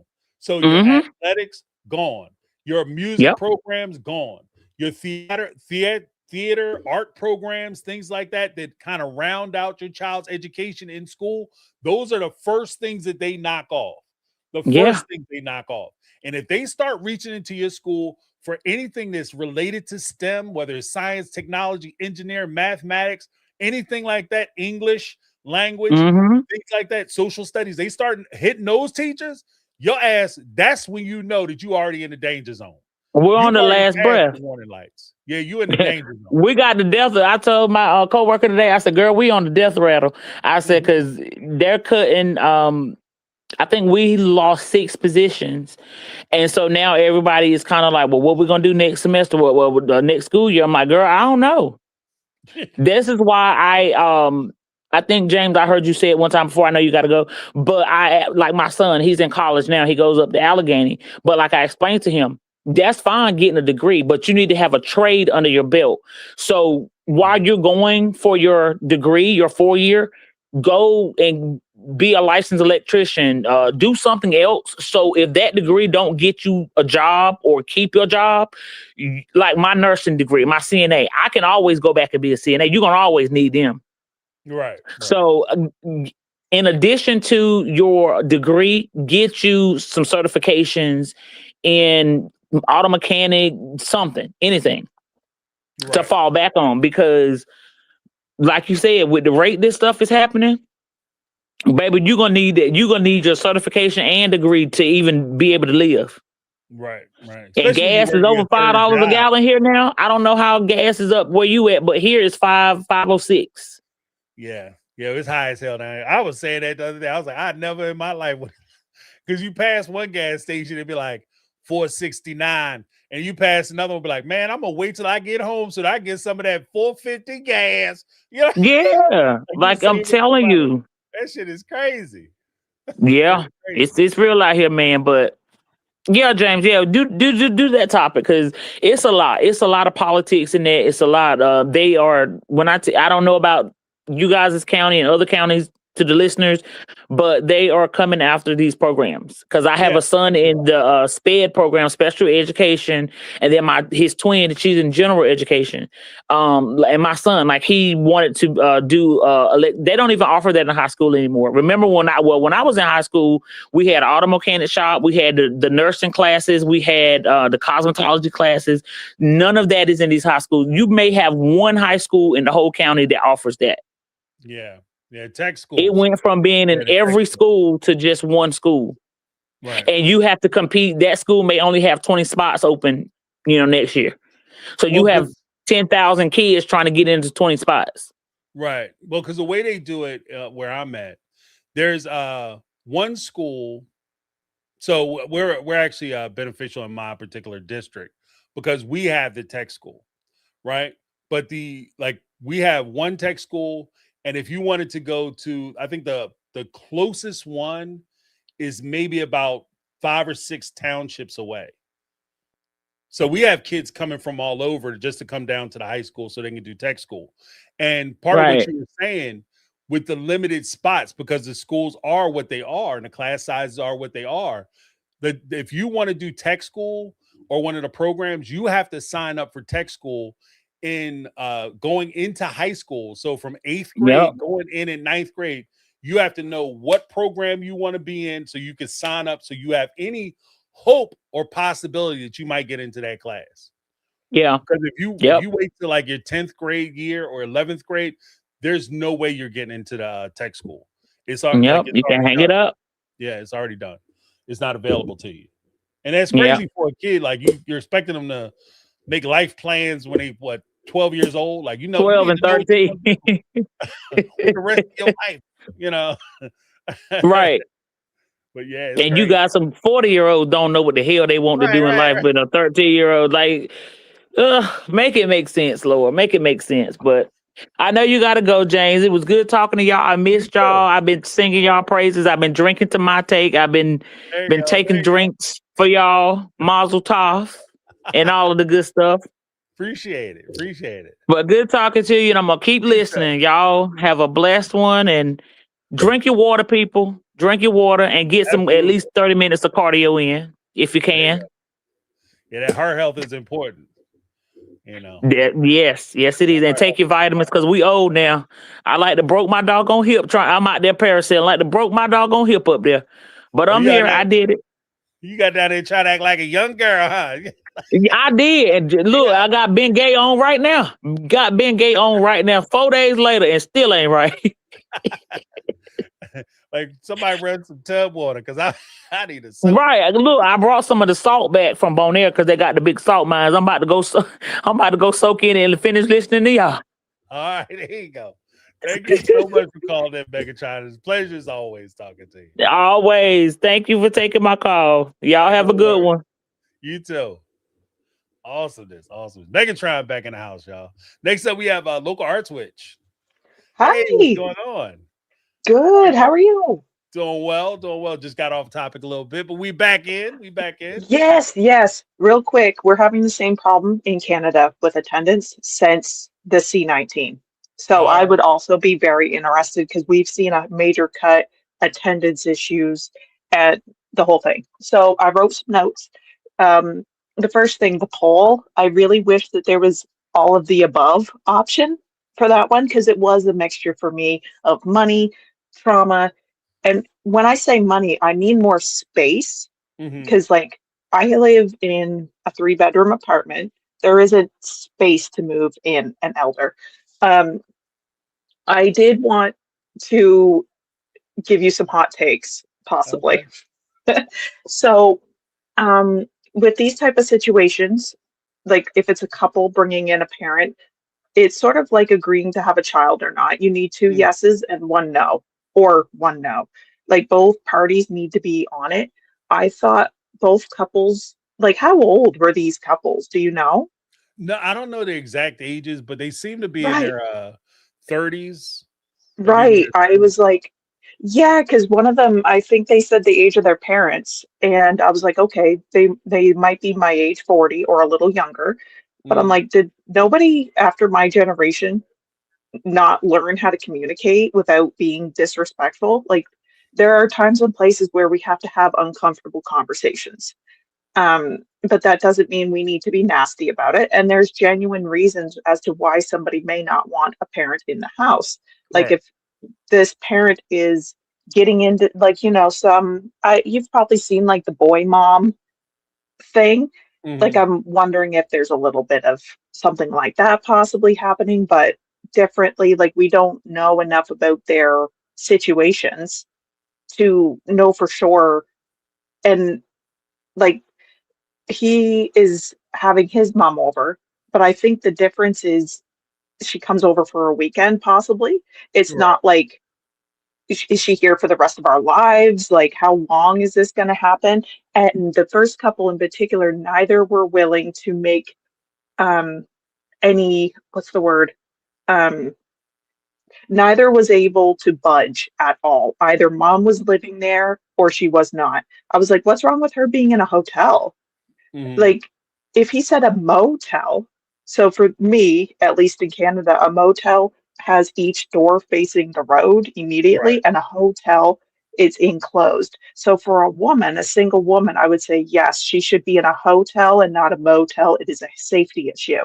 Is there any, when I first read the question, the first thing I thought is dementia, because that was mostly what I worked with the elderly. And I was like, no, I don't have the ability to do that 24/7.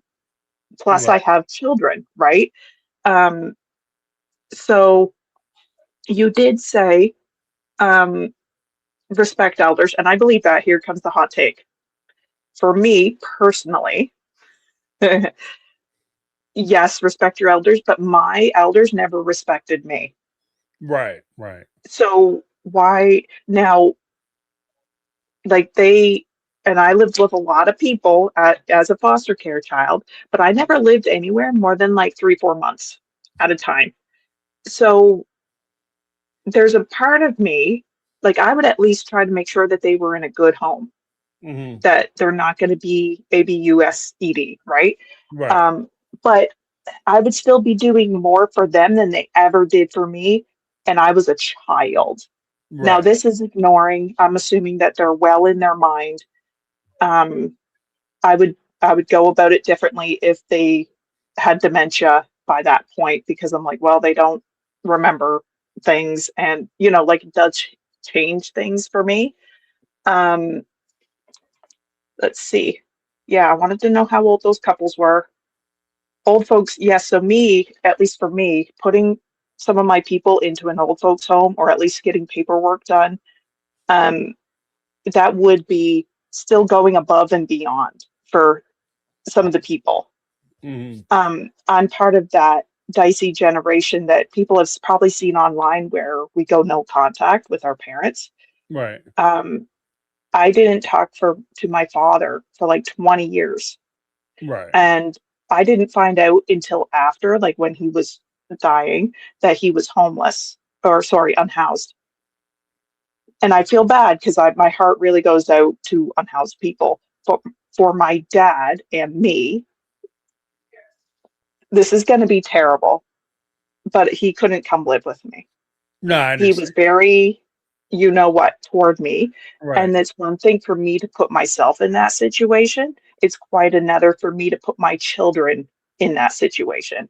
Right. And that was part of the reason why I went no contact with him in the first place. I didn't want to risk it. So, um, yeah, I think these couples really just need to learn how to communicate with each other. Like, why did they need to come and just attack their moms immediately? And like, why are we going there? Like, there's nice, kind ways. Like, if my husband said, "Hey, can my mom stay here?" I would say no, Right. but it's more we don't have the space. We don't have, and I don't think I could live with her full time. Like, she's fine,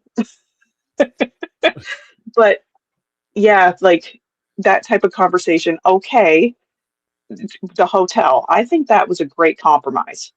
He was Well, willing to pay. He was willing to put money into right. it. He just did not want her in his house full Right. time for Well, an I think, undefined yeah, amount of time. because I think the communication makes the difference. So if Yep. you start out and you calling my mom names, and then all of a sudden you talking about you want to put her in a hotel, it seems like you're throwing her away. And so I think Yes. it's not so much the old Cosby show steak on a trash can lid analogy. Mm, Like, it's how you present it. Like, it might be something yes. that's completely viable, but you just presented it all jacked up. And so you Yeah. already set me off. The other thing is that to your point of dealing with people who have maybe caused you past trauma or issues, I recognize the limitation. And I think that Yeah. you recognizing that I have a limitation, no matter how much I may try to be a nice person, or I try to be forgiving, or I try to get over it, Yeah. or I try to move past some things, if I know that I am still holding a grudge against you, I won't put myself in a situation Mm, where I'm going to do things to you and put you no. in a bad Yeah. situation. Because if I move you Yes. into my house and that puts me at a certain advantage as far as Mm, power yes. dynamic is concerned, if I'm being, and I'm looking at myself and I'm going to be Mm, honest with myself, there might be some get back.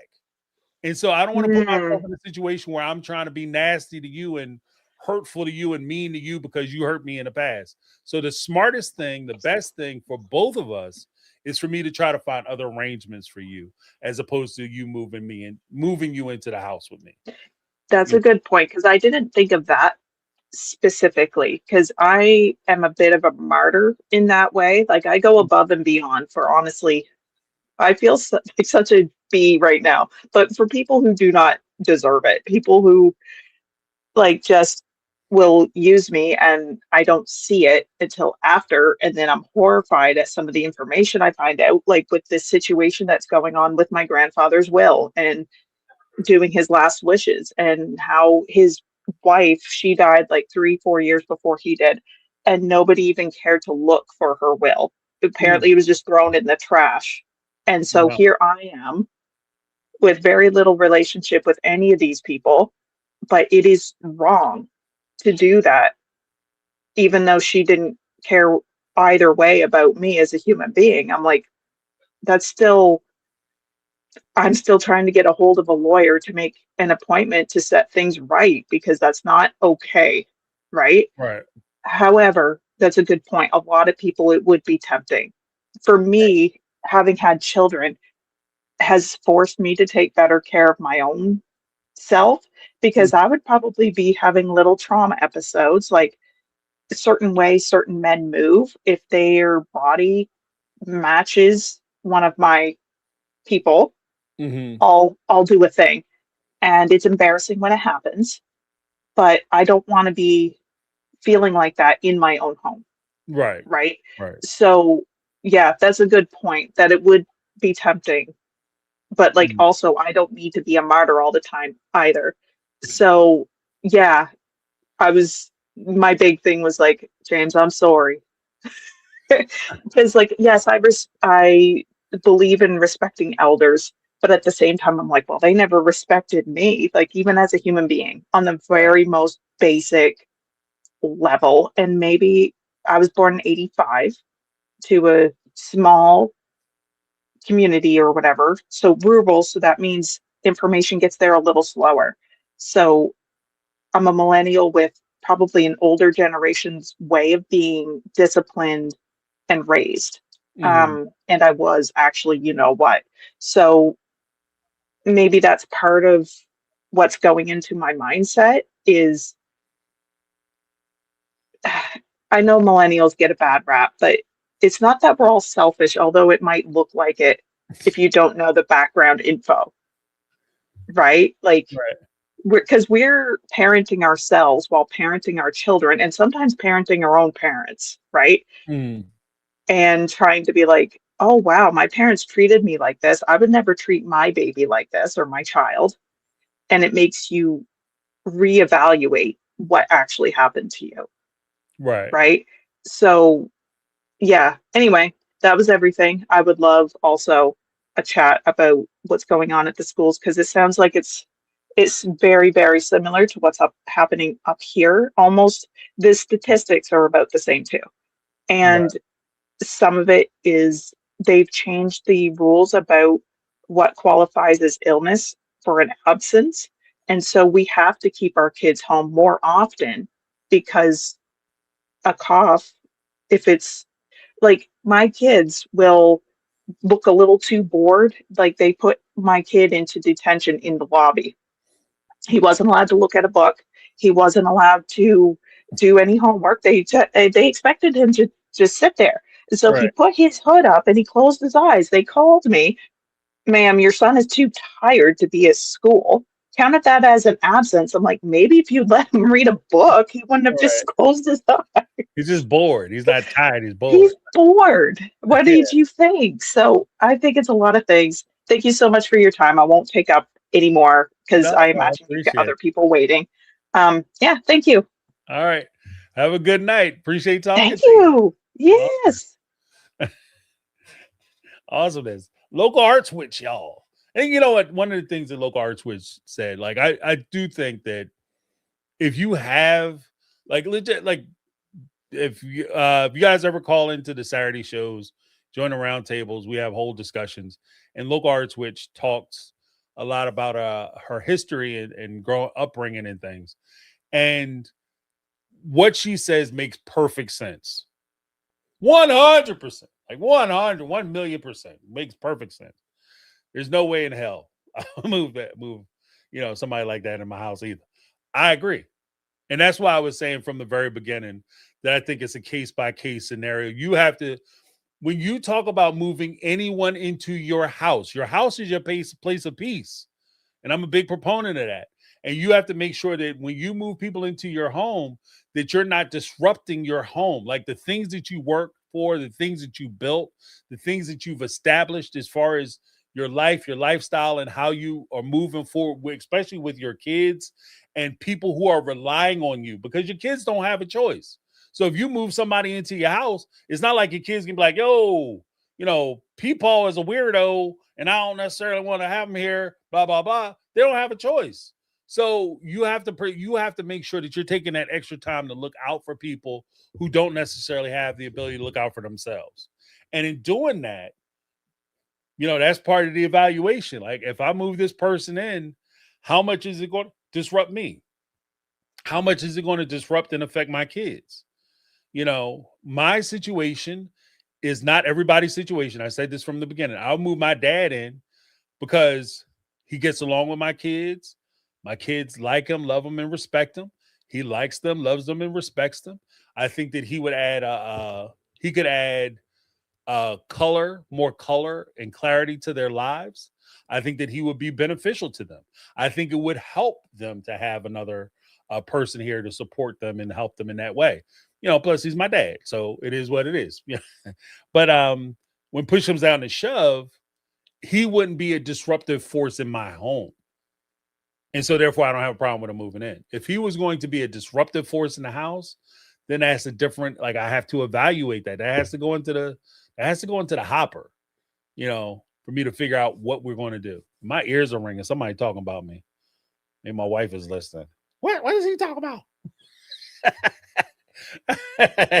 My ears are ringing like hell, boy. They ringing like a church bell. Say that's when somebody talk about you. We're gonna bring before we bring Caramel Cuties up, let's just go through the poll real quick. And I'll invite you guys to do the poll.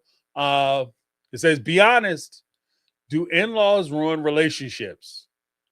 36% of you said yes, often. 64% of you said no, people just lack boundaries. I think that's fair. Not everybody's situation is the same. Sometimes in-laws get a bad rap. You know, because they're easy targets. It's the in-laws. That's why we don't get along good. It's not the in-laws. It's the fact you're cheating on your wife. That's why you don't get along with your wife. You disrespect her. That's why you don't get along with her. You just mad because her mom pointed out. So she's not shy about saying that you disrespecting her. Your wife is already pissed at you doing it. And she's already at a point where she's not talking about it no more, which should concern you. Right? When a woman's fed up. But we're going to bring Caramel Cuties in. What's going on, Caramel Cuties? How you doing? Hey, happy Thursday. Happy Thursday. Can you hear me? Yes, I can. You're 100% live. All the way live. I kind of was in and out earlier during the video of the ratchetness, but if I had to have my opinion on the situation, Okay. I'm all about equality.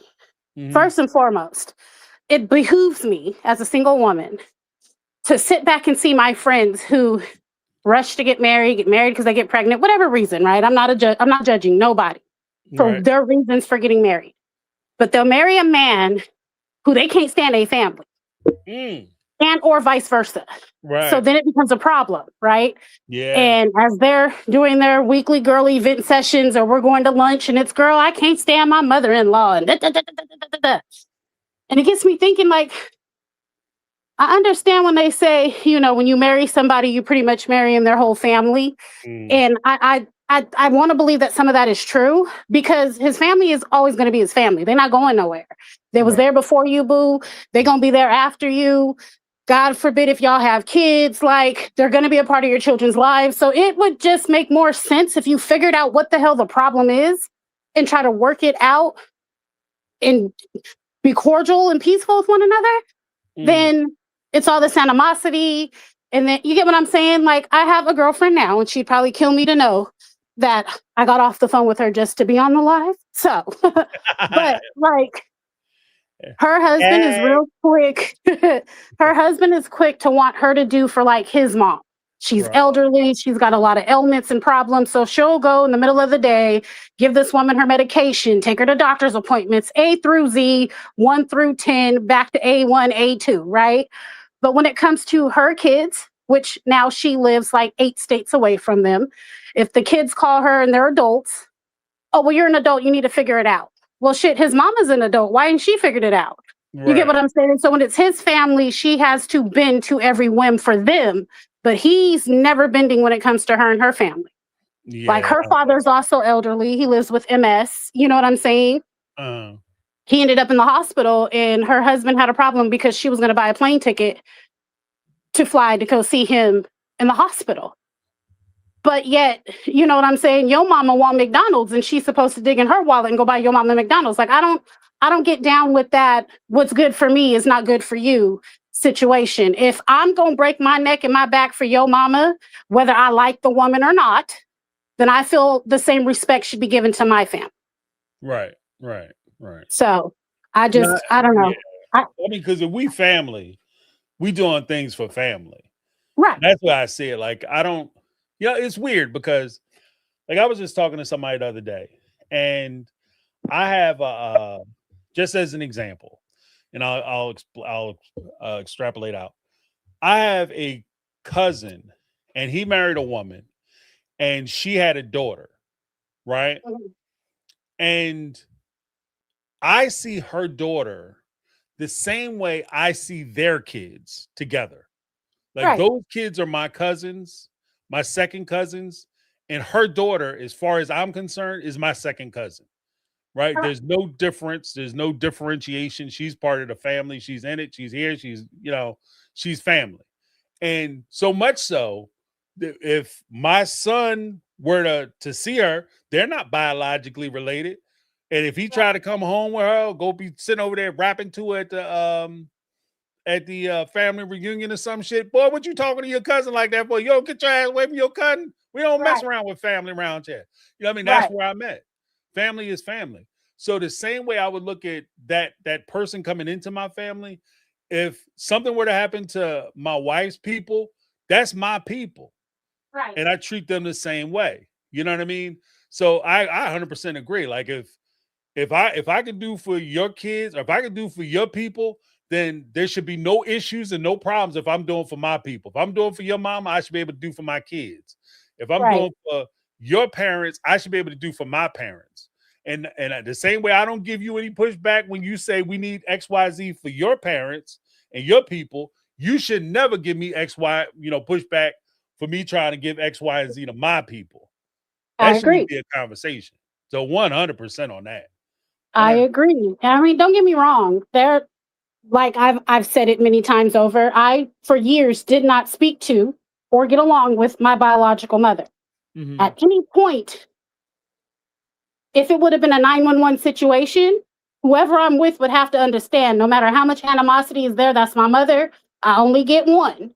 I'm Right. gonna have to do whatever I got to do. But no way would I ever be like, your mama can't be here. Like at the end of the day, and I know it sucks. Sometimes you just gotta bite, but unless they're an active crackhead or on drugs or right. mentally so unstable that it's not safe for them to be around my children. If it's the elderly, I'm probably gonna say yes as fast as I'm gonna say yes to a child that's in need. But there's rules and regulations. Like your mama don't run nothing up in here but a mouth. So let's Right. get that straight first. You know what I'm saying? But I don't know. Folks are weird. People are different. It Right. I I hate to say it, but that's why I'm single. Because I don't have those type of problems. But all my exes, like their parents, still love me. So I've never been like the disrespectful one. Even when, like, one of my exes, I couldn't stand his father. Not my favorite people. But if you put us all in one room, you would never know. He would Mhm. never know that I didn't like him. You know what I mean? Right. I was always raised to be respectful to my elders. So it takes a lot. When I say a lot, it takes a lot for me to get out of pocket and out of character with somebody, my elder. I don't know if I would say, I don't know. I couldn't see myself in that type of situation. And my man's letting me know that his mom needs to come stay. And I'm like, nah, fuck that bitch. She can't stay in my house. But again, unless I said she's avidly on drugs or just so mentally gone that, she'd be more of a danger in my household than not. Mhm. Well, because I would even say this. I would even posit this. Something I had said earlier that I think is very important. Like you had said earlier, just a moment ago, you had said that even though you had a complicated history and relationship with your mom, uh, Hmm. and we've had that conversation on Saturdays, um, you know, about that situation. But even though you had that complicated situation, if she were to find herself in a dire situation or state, you would still help. And I would say to that, you know, whatever happened to fucking loyalty? Like I would look at that situation and be like, you know what? At the end of the day, Carmel Cuties, no matter what her relationship with her mom and no matter what she went through, she's showing a level of loyalty to somebody who maybe potentially she had a rocky relationship with, but she's still showing loyalty to that person. To me, that's a win. That would be something that I would put in a like in the like you had a box like people that you would mess with, people you would. That would be like a strong, positive for me. Yeah. That's the kind of stuff that I would look for. Like if I was running around, I was a single dude. That's the kind of stuff that I look for. I don't look for, you know what I mean? Because that's what would be important to me. When I'm up, I want you to be up with me. When I'm down, I want you to still hold my back. I want you to hold me down. Right. So that's where that loyalty comes in. If the only time that you want to help somebody is when they could do something for you, then I ain't got no use for you. I can't fuck with you. There's nothing I can do with you if the only time you really want to deal with people is when you winning, when the person's winning. If I ever fall off and you come back behind me and say, you know what, I got you. That's where that comes in. That's where you get that information from before it happens. It's how they treat people. Like I said, people who they see as having more power than, or people who they don't need. How do they treat those people? You know what I I mean? feel that. Yeah, wholeheartedly. I think for me, loyalty lies at a fault because I'm usually the one in the family who constantly gets used because of that, right? Because I figure like, well, hell, we're family needs help. Again, like I've shared, my niece is struggling and I hadn't spoken with my brother and sister-in-law in almost 14 years. It feels like we talking on a regular basis at this point. You know what I mean? But again, if family is family, and when family needs something, especially if it's a child, I'm less likely to say no. Right. Yeah, you circle You your know, wagons, you protect your people. That's how. I mean, that's what family is, though. That's what, and I think that there's a part of it because again, like I kind of reach back into the whole idea of like the Western idea of the greatness of individualism. I think that shit is overrated. Like I think Mhm. that as families, as communities, we as human beings, by nature, we are communal. Like we're not individuals. Nobody on this planet is self-made. That's all bullshit, right? They they Mhm. they've achieved things because people have given them opportunities or they've given them advantages. That's why people are successful. Not because they worked hard by themselves. They were given opportunity. Not saying that they didn't work, not saying they didn't prepare, but somebody gave them along the line, gave them a step up, a handout, or a hand up into that situation or that opportunity, which they were able to take advantage of. And I think that, by us cutting off, like being so quick to cut people off sometimes because they get old or they're not as useful to us, is more damaging to us as a people than anything else. Got you. Well, I'm not gonna be long-winded tonight. My kids want to watch a show, Yeah, so I got you. I'm I got you. But thank you a, so much for calling in, Carmel Cuties. I appreciate everything you do. not a problem. Hold us down. Carmel Cuties, for those who don't know, is one of the Mega Mind squads. She holds us down all the time, helping me out, reminding me of stuff. When I had to miss the other day, these were the folks that I reached out to, like, yo, bro, man, got some shit popping. I got to take care of it. So I reached out to my team. My team made sure everybody knew. So I appreciate you. I really do. Not a problem. We back on for Saturday. Yeah, we back on for Saturday. I'm looking forward to it. Because we I'm always gonna tell you now. I'm gonna come in hot regarding Secret Lives of Mormon Wives. I think I need to open up that discussion, but we'll talk okay. more about it on Saturday. Awesome. Yeah, All I'm right, always I'll see down you to in the talk about chat. business. All right. Have a good one. You too. All right. Yeah. We always taking suggestions. So again, we have a Ty in the house gifted One Might Take on Reality membership. Thank you so much, Ty. Ty coming through, making sure the party keeps going. For those who don't know, we for those who are unaware, the members, we run a members only live or round table. So we call as many people as we can up, and we have a full panel, and we just have an open discussion. A lot of times, the conversation will go where the conversation goes. So I don't necessarily prepare a full show or a topic. I do have some things, obviously, in the bag in case we gotta get a conversation popping or started, but the conversation goes where the conversation goes. All right. So it's a good time. It's very informative. I like to think that it creates a healing environment because we have such strong people, such strong members, great members, that people feel comfortable with each other. So people actually open up and start talking about some real shit. Like you hear some real stuff on Saturdays, some real deep stuff. So I'm very proud of the fact that, you know, we have people in the community who are willing to do that, you know, because it takes, and I respect the fact that people are willing to talk about some of their past traumas and issues and maybe family complications, because it takes a great deal of courage for you to be able to relay or share those things with other people, because you never know, the story that you tell and the thing that gave you so much pain may be the source of strength for somebody else, right? And you may be helping, you know, your story, your how you dealt with it or how you went through it, how you navigated those waters may be instructional for somebody who hasn't found the courage yet to talk about or face those same issues.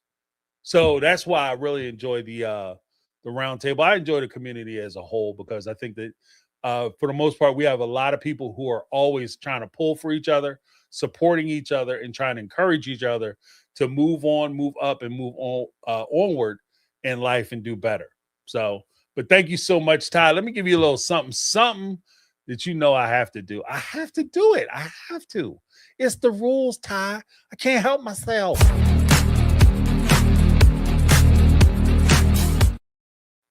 But thank you so much.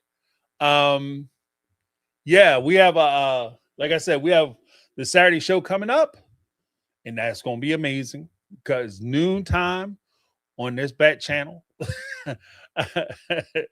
But before we go, I want to make sure we do the last little bit. I have a little segment that I use. I might try to bump it up a little bit. So we're definitely hitting it. But we have a segment that I like to refer to as Hearts in the Chat.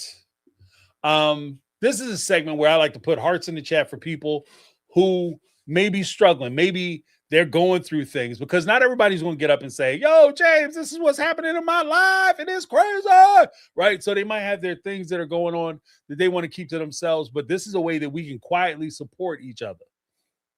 All right. So you see the hearts in the chat. If you need a heart, if you need that encouragement, this heart is for you. So let's put some hearts in the chat just in general for people who may need it, that encouragement, that you got this, you know, quiet way to say you got this, you know, no problem, no wait, you got this, right? Because we're all going through some things, especially now, you know, with some of the economic struggles and things that people are facing, some of the decisions people are going to have to make, for whether it's healthcare or gas or, you know, energy or power or whatever the case may be. The next thing I want to do is there's some people that I want to mention who have sent in and specifically asked, or I've noticed that they've had some things going on, and I wanted to mention those folks. We have Jody Periscala. We have Carmel Cuties, Megatron in the house, Miss Betty Aldridge in the house. We have Kathy Ferran. We have Allison Gaines, Marlo Peterson, and Team, and Lit Mom. And I'm happy to report that, like, so, you know, with some of the reports from some of the individuals that we list, they'll come back and say, you know what, I really appreciate the folks from the group who have supported me and shown encouragement, because these are things as I'm going through my struggles. You know, that little heart in the chat might not be a big click for you, but it could be huge for somebody who's going through something. Just one of the things that I also want to mention, Carmel Cuties actually started talking about this, and I 100% agree and go along with this point. Make sure you're checking on your strong ass friends, the people that you rely on, your cornerstone people, the people who you look and say, you know, this is my rock, my ace, the person that when I'm going through tough times and struggles, I want to make sure that I contact and touch base with them, because they seem to have everything all figured out. Make sure you check on those people. Make sure you ask them every once in a while to get an update on how they're doing. Because even the best of us, the worst of us, the strongest of us, and the weakest of us all go through the same problems. We all have struggles, and we're all faced with controversies. We all have people around us who die and pass away. We lose family members. We have complications at the homes. Our situations, our relationships break up. And the problem with those strong friends, a lot of times they won't say anything because they're so used to playing a role of the strong friend. And they too need help. They too will be in situations where they can look you in the face, and if you ask them, "Hey man, how you doing?" They'll look you right back in the face and can honestly say, "Man, I am not all right. It is not all good in the neighborhood." So let's make sure we check on those individuals to make sure that they're doing well. And this is, again, it should be altruistic, but even from a selfish perspective, take care of them so that they're able to take care of you. Take care of the people who take care of you. You know what I mean? Take care of the people who are taking care of you. Make sure that they're okay. And that's the whole thing, right? All right. So, and lastly, the one thing I will mention, when it comes to older people, make some time for some of the older folks. Make some time for them, because I know life is busy. I know life is hectic, and everybody has so much going on. It just seems like life is coming at you a million miles an hour. Make sure you check on some of the older people in your lives, because there's always a story they could tell you. There's people that they could talk about, especially if you have older family members and you want to find out about instead of going to like what is the site, genealogy or whatever the hell, Linden Tree or whatever they call it, where you put your DNA and they try to give you a listing of like all the people in your family. You know how we used to do it? You go talk to old people about who their family members were. Who is your uncle? Who is your daddy? Who is your mama? Who is your brother-in-law? That's how you find out who your family is. Because with genealogy.com or whatever the hell it is, they don't have the historical reference. What they have is they have your blood and DNA, but they can't tell you that Auntie Susan used to live with Mr. John, and Mr. John used to come over there, and they thought they had a kid, but their kid was actually somebody else's, and this, that, and other. That's how you find out the real dope. That's how you find out the real secret. That's how you find out that, like, hell, Uncle, Paul Tommy was messing around with the lady across town, and they had a baby, and he had a whole nother family up north. That's how the Southern people used to do it. They used to leave down south, come up north, and all of a sudden they think they divorced. Start a whole separate family. Like have two families running at the same time. Kids down there, wife kids in the south, and wife kids up north. Right? And that's how you find that out. Having those conversations, talking to people. But don't let that value leave your that value and that wisdom leave your family. And they give you like the essence and the backbone of what your family is and the strength of your family. So I encourage you to have those conversations. Make time for some of the elderly in your life. Just if you got to sit with them and talk to them for 10 minutes, give them 10 minutes. Just my take. But thank you guys so much for hanging out with me. I want to give a huge shout out to everybody who called in. You guys definitely made the show tonight. Had a lot of fun. Also want to give a huge shout out to Carmel Cuties, Brittany Not Brittany, and Lizzie B, and Mega Mod Squad, who have been holding me down. I have some I got some. Yeah, we're gonna do some things, but for right now, let's give them a little something. Got plans on plans. But thank you guys so much for hanging out with me. I appreciate you. I want you all to have a wonderful night. Enjoy your Thursday going into Friday. Rock out with your socks out, or however you do it. For your Friday, have a great day. And then hopefully some of you, I will see you on Saturday. And then we will be back again on Sunday to talk some more of this stuff, y'all. Have a great night. That's my take. I'm James, and this has been my take on reality.